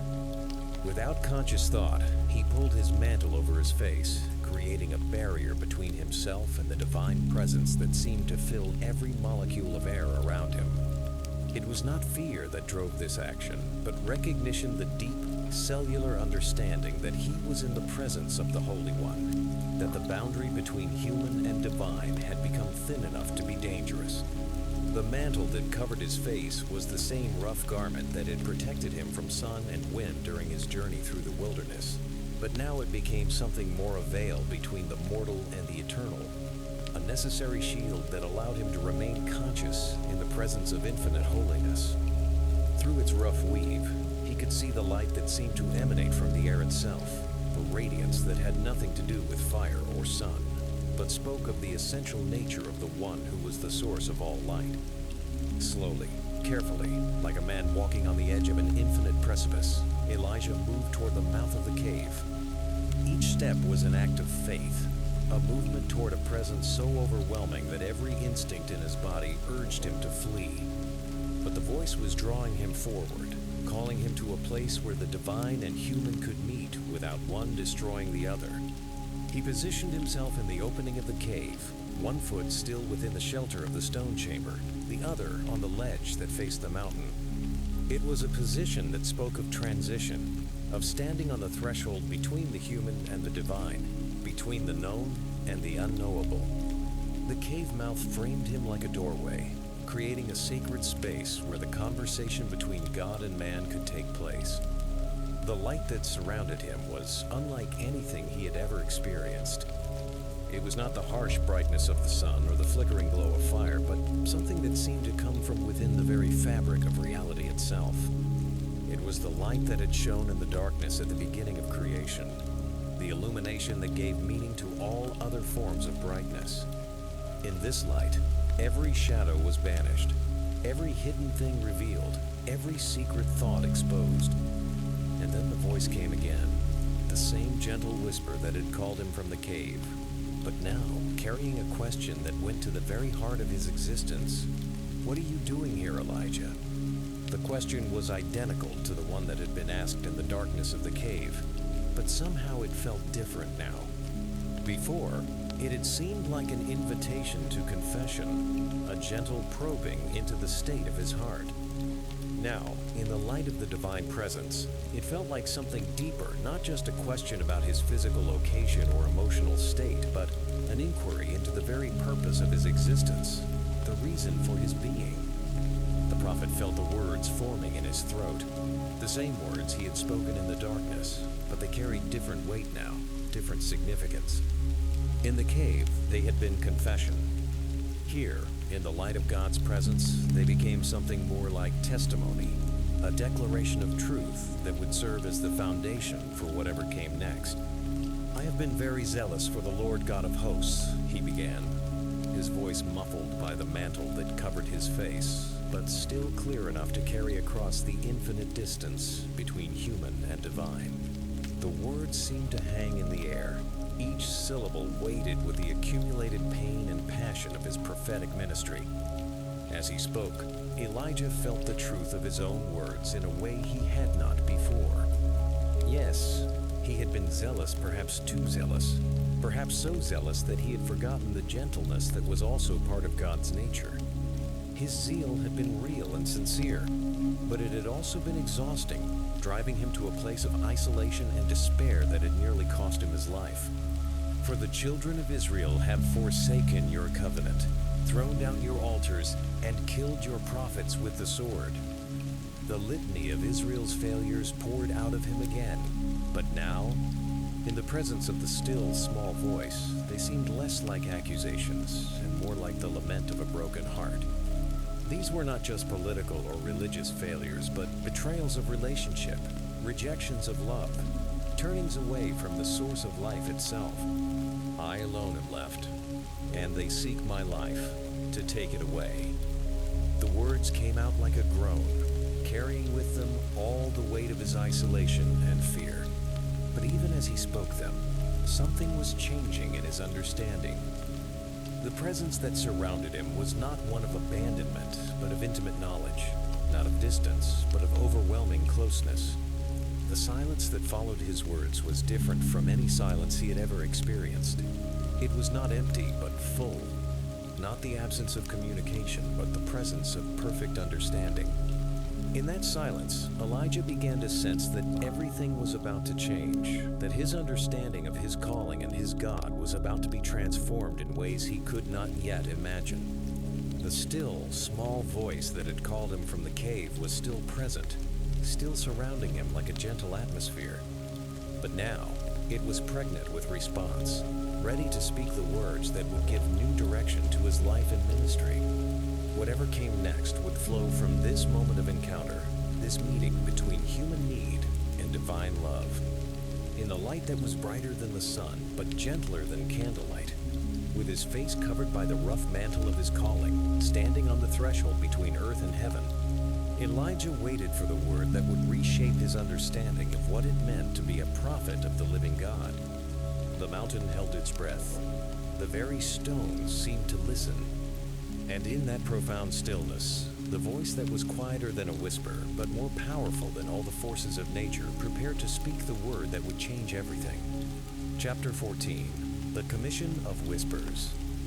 The silence stretched between them like a bridge spanning the infinite distance between human and divine, a space filled with such profound presence that it seemed to have weight and substance. Elijah stood motionless in the mouth of the cave, his face covered by his mantle, his spirit open to whatever word the Lord might speak. The still, small voice that had called him from the cave continued to surround him like a gentle atmosphere, but now it was charged with a promise of revelation, pregnant with the words that would reshape his understanding of his calling and his God. When the voice came again, it carried with it the tender authority of infinite love, speaking not in commands that brook no argument, but in directions that flowed from perfect wisdom and compassion. The words seemed to bypass his ears entirely, resonating directly in the depths of his soul with a clarity that was both overwhelming and comforting. "Go, return on your way to the wilderness of Damascus," the voice said, each word falling into his consciousness like drops of pure water into a thirsty soul. The direction was clear and specific, but it carried with it no sense of urgency or harshness. Instead, there was something almost gentle about it, as if God understood the weariness in his servant's heart and was speaking with the tenderness of a father guiding a beloved child. The wilderness of Damascus. Elijah's mind immediately began to map the journey, to calculate the distance and the challenges that lay ahead. It was north and east of his current location, through desert and mountainous terrain that would test his endurance and resolve. But even as he contemplated the physical demands of such a journey, he felt the strength of the eaten bread still working within him, providing not just energy for the body, but confidence for the spirit. "When you arrive, anoint Hazael as king over Syria," the voice continued. And with these words, Elijah began to understand that his ministry was about to take on dimensions he had never imagined. He had been thinking of himself as a failed prophet, a voice crying in a wilderness that had no ears to hear. But now he was being commissioned not just to minister within Israel, but to shape the destiny of nations, to participate in the divine administration of justice and mercy on a scale that stretched far beyond the borders of his homeland. Hazael. The name was unfamiliar to him, but he sensed that it carried significance in the councils of heaven, that this man would play a crucial role in the unfolding drama of divine judgment and redemption. To anoint him as king over Syria was to participate in the establishment of an earthly throne, to serve as the divine instrument by which the affairs of nations would be ordered according to the will of heaven. "Also you shall anoint Jehu the son of Nimshi as king over Israel," the voice added. And with these words, Elijah felt his heart quicken with something that might have been hope. A new king for Israel, not through the ordinary processes of royal succession, but through divine appointment, through the anointing oil poured out by prophetic hands. This was not just political change, but spiritual revolution, the establishment of a throne that would serve the purposes of God rather than the ambitions of men. Jehu, the son of Nimshi. Again, the name was unknown to him, but it carried with it the promise of transformation, of judgment upon the corrupt dynasty that had ruled Israel for too long. The anointing of kings was a sacred responsibility, a participation in the divine government of the world that required not just physical presence, but spiritual authority, not just human wisdom, but heavenly insight. And Elisha, the son of Shaphat of Abel-Meholah, you shall anoint as prophet in your place, the voice concluded. And with these words, something broke open in Elijah's heart, not the breaking of despair, but the breaking of relief, the sudden understanding that he would not die alone and forgotten, that his ministry would not end with his death, but would continue through another, that the voice of God would not be silenced in Israel, even when his own voice was stilled. Elisha, the son of Shaphat. The name fell into his consciousness like a seed into fertile soil, carrying with it the promise of continuity, of succession, of a future that stretched beyond his own limited vision. He was not the last prophet after all, not the final voice crying in the wilderness of Israel's apostasy. He was part of a chain that would continue, a link and a connection between heaven and earth that would persist through generations yet unborn. The relief was overwhelming, washing over him like water in the desert, like rain after drought. The crushing weight of being alone, of carrying the entire burden of prophetic ministry on his own shoulders, was lifting. There would be another to take his place, another to carry the word of the Lord to future generations, another to stand in the gap between God's holiness and human rebellion. But even as the relief flooded through him, Elijah began to understand that these commissions were not just about anointing others, but about his own transformation as well. He was being called not to retirement, but to a new phase of ministry, not to the end of his service, but to its expansion and deepening. The three anointings would require him to travel, to engage with the political and spiritual realities of his time in ways that went far beyond his previous ministry. The still, small voice continued, its gentle tones carrying words that would reshape his understanding of God's justice and mercy. And it shall be that whoever escapes the sword of Hazael, Jehu will kill. And whoever escapes the sword of Jehu, Elisha will kill. The words were sobering, speaking of judgment that would be both comprehensive and inescapable. But there was no harshness in the voice that spoke them, no pleasure in the prospect of destruction. Instead, there was the quiet certainty of divine justice, the assurance that evil would not ultimately triumph, that those who had corrupted Israel and led the people astray would face the consequences of their actions. Hazael would be God's instrument of judgment against Syria and those who aligned with them. Jehu would bring divine justice to the house of Ahab and all who had participated in the corruption of Israel's throne. And Elisha would continue the prophetic ministry, speaking words of judgment and mercy as the Spirit of God directed. Together, these three would serve as agents of divine justice, ensuring that the wickedness that had flourished under Ahab and Jezebel would not continue unchecked. But then came the words that would forever change Elijah's understanding of his own situation, words that would shatter his assumption of isolation and replace it with the overwhelming reality of hidden faithfulness. Yet I have reserved 7,000 in Israel, all whose knees have not bowed to Baal, and every mouth that has not kissed him. 7,000. The number fell into his consciousness like a thunderbolt, reshaping everything he thought he knew about his circumstances. He had believed himself to be alone, the last faithful servant of God in a nation that had completely turned away from their covenant obligations. But all along there had been 7,000 othersmen and women who had refused to bow the knee to Baal, who had kept their mouths pure from the kiss of idolatry, who had remained faithful to the God of Israel despite the pressure and persecution that surrounded them. They were hidden, these 7,000, scattered throughout the land like seeds planted in secret places. They met in caves and hidden rooms, in the wilderness places where the agents of Jezebel could not find them. They worshipped in whispers and maintained their faith in silence, their faithfulness known only to the God who saw in secret and rewarded in secret. Some were farmers who refused to participate in the harvest festivals dedicated to Baal, choosing poverty over compromise.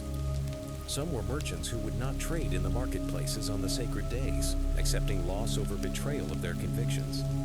Some were mothers who taught their children the stories of Abraham and Moses in quiet voices when the agents of the state were not listening.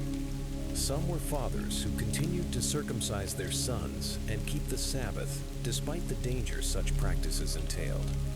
They were ordinary people, for the most part, without the dramatic calling that had marked Elijah's ministry, but with a quiet faithfulness that was no less precious in God's eyes.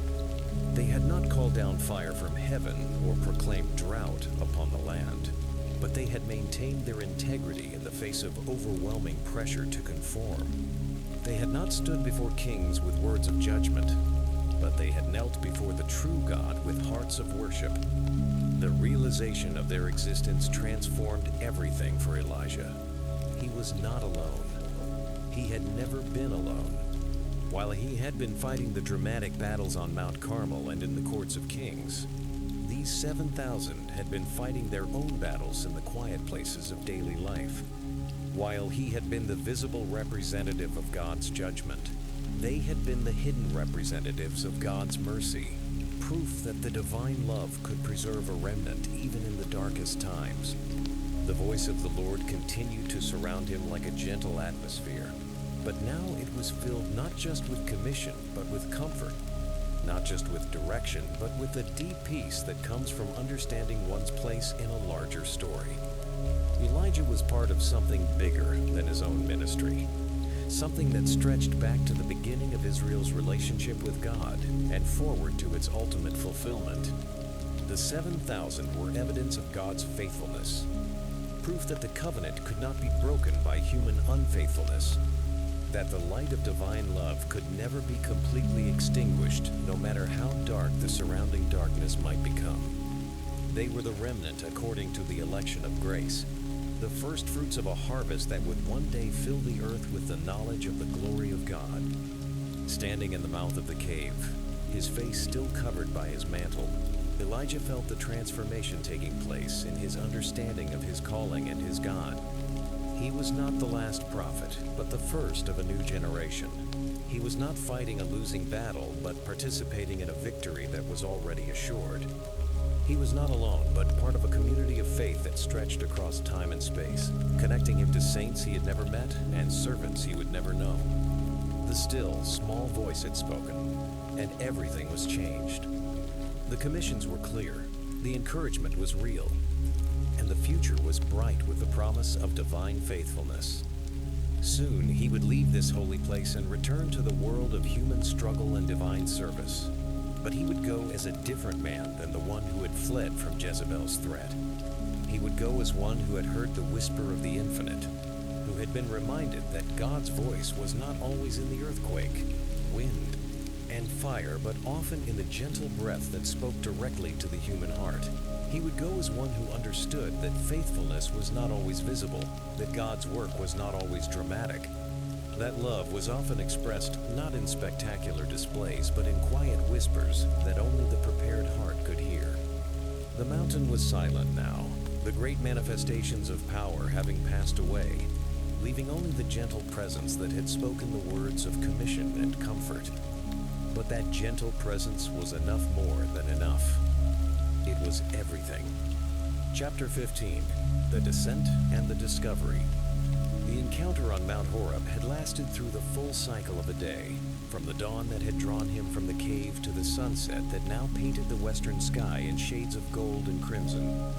But for Elijah, time had seemed suspended, irrelevant in the face of the eternal presence that had surrounded him. The still, small voice had spoken its commission and comfort, and now a different kind of silence filled the air, not the expectant hush that precedes revelation, but the satisfied quiet that follows completed communication. The prophet remained motionless for a long time after the voice had finished speaking, his face still covered by his mantle, his spirit absorbing the full significance of what he had heard. The three commissions lay before him like a map of his future ministry: Hazael to be anointed as king over Syria, Jehu as king over Israel, and Elisha as prophet in his place.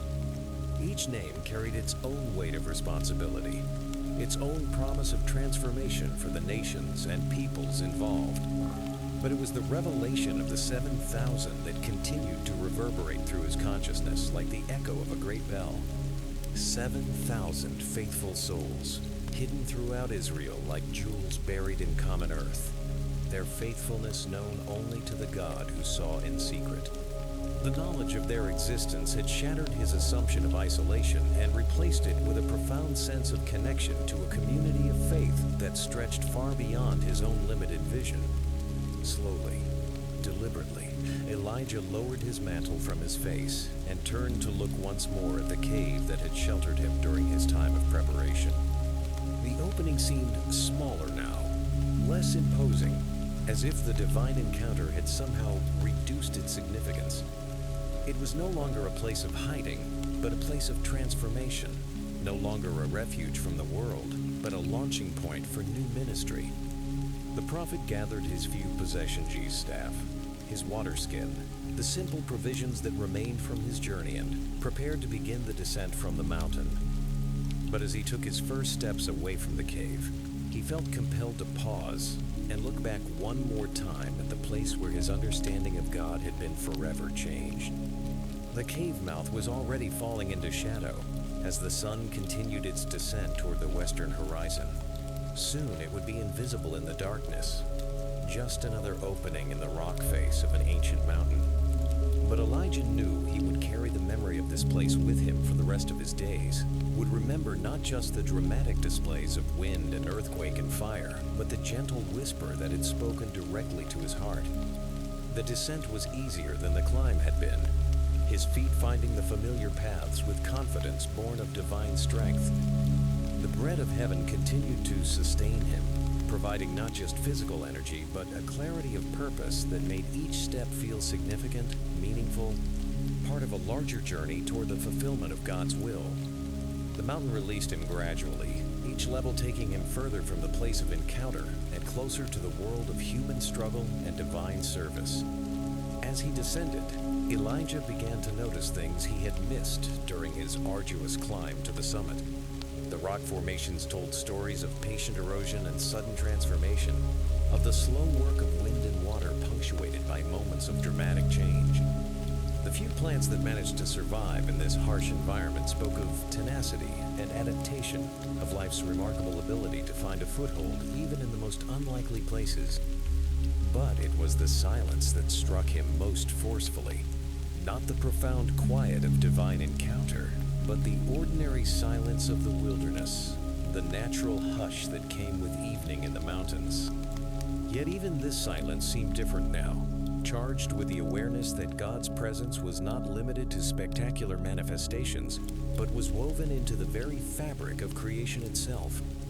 The prophet's thoughts turned to the 7,000 as he walked, trying to imagine their faces, their circumstances, their daily struggles to maintain faith in a hostile environment. They were plowing fields while remembering the stories of Abraham, tending sheep while reciting the words of Moses, raising children while secretly teaching them the songs of David. They were living ordinary lives, made extraordinary by their commitment to the extraordinary God of Israel. Some of them, he realized, might be people he had encountered in his travels but had not recognized as fellow believers. The merchant who had sold him provisions might have been one of them, carefully maintaining his integrity in a corrupt marketplace. The farmer who had given him directions might have been one of them, quietly refusing to participate in the harvest festivals dedicated to Baal. The woman who had drawn water at the well might have been one of them, secretly teaching her daughters the proper prayers. The knowledge that they existed, that they were scattered throughout the land like seeds planted by a careful gardener, transformed his understanding of his own ministry. He had thought of himself as the sole voice of faith in a wilderness of apostasy, but now he understood that he was part of a symphony, his voice joining with thousands of others in a chorus of praise that rose continually to the throne of God. Night fell as Elijah continued his descent, but he felt no need to stop and rest. The divine strength that had sustained him through his journey to the mountain continued to work within him, providing energy for both body and spirit. The stars appeared one by one in the clear mountain air, ancient lights that had witnessed countless human dramas played out beneath their steady gaze. It was well after midnight when the prophet finally reached the base of Mount Horeb, his feet touching the desert floor that marked the end of the sacred mountain's domain. He paused here to look back at the peak, now invisible in the darkness, but still present in his awareness like a benediction spoken over his life.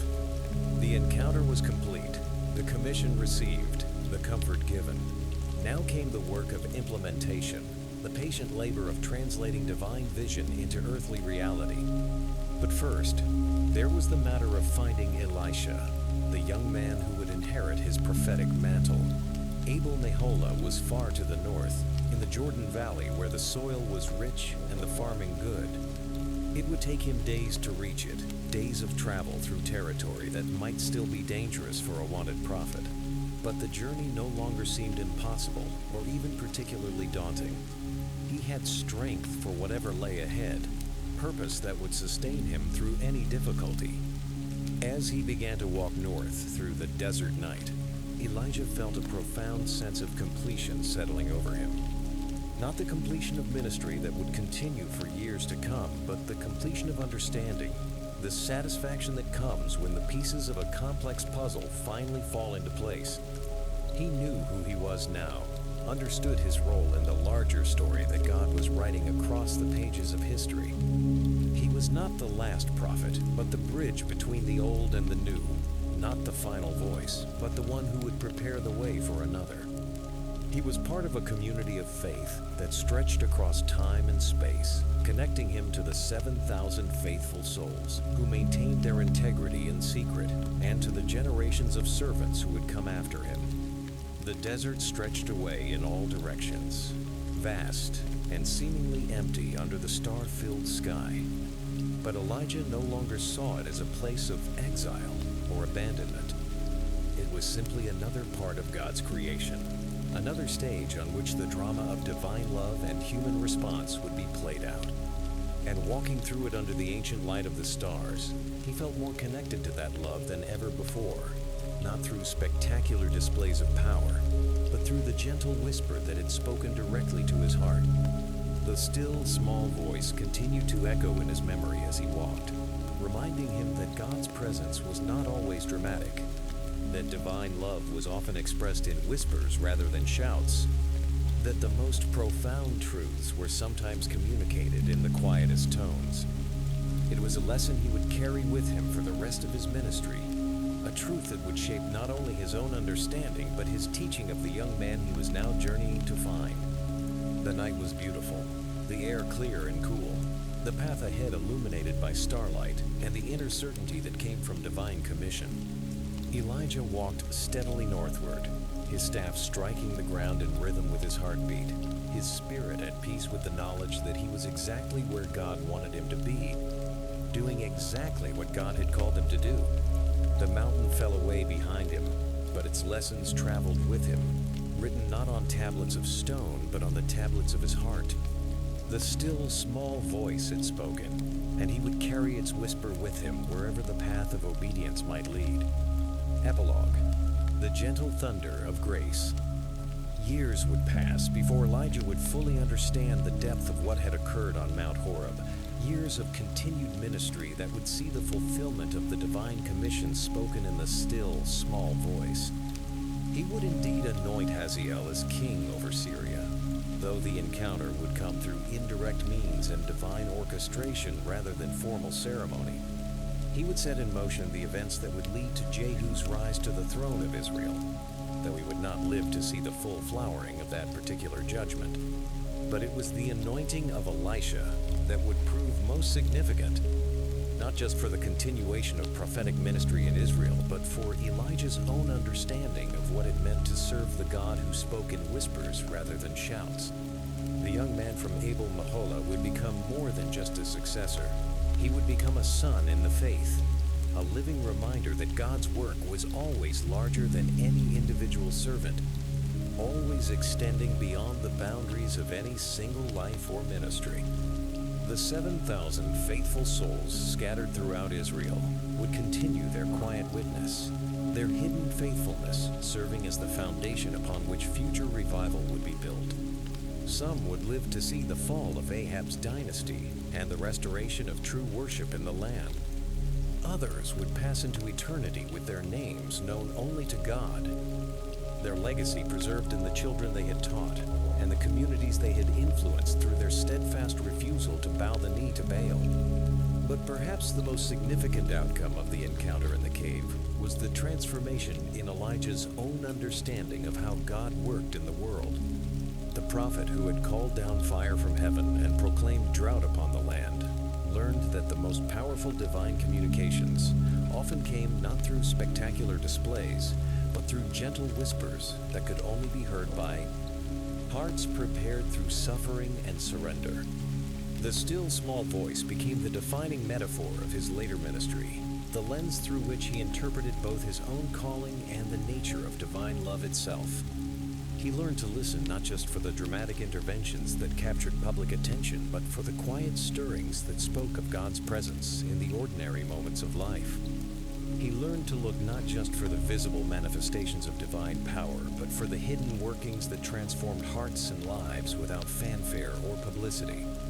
The cave on Mount Horeb became a symbol that he would carry with him for the rest of his days, a reminder that some of the most important encounters between God and humanity happen not in public spaces, but in hidden places. Not in moments of triumph, but in moments of vulnerability. Not when we were strong and confident, but when we were broken and desperate enough to hear the gentle voice that had been speaking all along.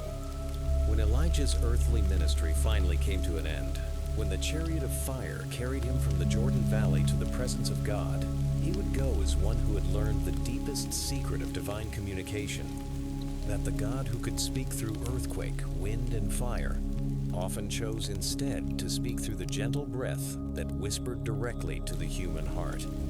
The still, small voice would echo through the generations that followed, a reminder to all who would serve the living God that his presence was not always dramatic, that his love was often expressed in whispers rather than shouts, that the most profound truths were sometimes communicated in the quietest tones. It would become the standard by which spiritual experience was measured, the test that separated genuine divine encounter from mere emotional manipulation or natural phenomenon. And in the caves and hidden places where the faithful gathered to worship in secret, in the quiet moments when discouraged servants wondered if their God had forgotten them, in the dark nights of the soul when the spectacular seemed absent and the ordinary felt empty, the memory of Elijah's encounter on Mount Horeb would whisper its gentle assurance. The Lord is not always in the earthquake, wind, and fire. Sometimes, often, he is in the still, small voice that speaks directly to hearts prepared to hear. The prophet's journey from the broom tree to the mountain had been a journey from despair to hope, from isolation to community, from the assumption of abandonment to the reality of divine presence. But most importantly, it had been a journey from understanding God only as power to understanding him also as love, from knowing him only in the spectacular to knowing him also in the intimate, from hearing him only in the shout to hearing him also in the whisper. The still, small voice continued to echo long after the prophet's departure, its gentle thunder rolling across the centuries like a benediction spoken over all who would learn to listen with their hearts rather than their ears. It became the signature of the God who was both transcendent and immanent, both mighty and tender, both just and merciful, the God who could command the forces of nature, but chose instead to win human hearts through the irresistible power of perfect love. In the end, that was the lesson of the cave, that the mightiest force in the universe was not earthquake, wind, or fire, but the gentle whisper of infinite love calling broken hearts to wholeness, lonely souls to community, and desperate servants to the peace that passes all understanding. It was the voice that had been speaking since the beginning of time, that would continue speaking until the end of time, offering to all who had ears to hear the gentle thunder of grace that could transform any wilderness into a sanctuary, any cave into a temple, any broken heart into a vessel fit for the presence of the living God. The still, small voice, the whisper that was louder than all the shouts of earth, the gentle breath that carried within it the power to remake the world, one heart at a time. Thus ends the story of Elijah, in the Kaveya meditation on the God who speaks not always in the spectacular, but often in the still, small voice that can only be heard by those who have learned to listen with their hearts. Instead, he simply breathed in and out, matching his rhythm to the eternal pulse of the night.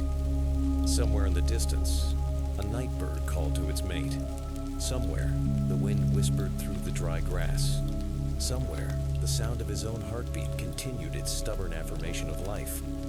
And in the silence between these sounds, Elijah waited for whatever tomorrow might bring, his spirit poised between hope and despair, between faith and the terrible freedom of letting go. Chapter 4. The Wilderness and the Broom Tree. The morning light crept across the wilderness like a hesitant visitor, revealing a landscape that seemed to belong to another world. Gone were the rolling hills and fertile valleys of the north, replaced by a harsh and unforgiving terrain that stretched endlessly toward the horizon. The ground was covered with small stones and thorny shrubs, interrupted here and there by larger rocks that thrust upward like the bones of some ancient leviathan. Elijah woke with the dawn, his body stiff from sleeping on the hard ground, his spirit heavy with the weight of his new reality. The settlement he had passed the night before was already behind him, its lights extinguished, its inhabitants beginning their daily routines in blissful ignorance of the drama that had driven him from his home. He stood slowly, his joints protesting the movement, and looked ahead into the wilderness that would be his refuge. The path was barely visible now, worn away by wind and weather into little more than a suggestion of direction.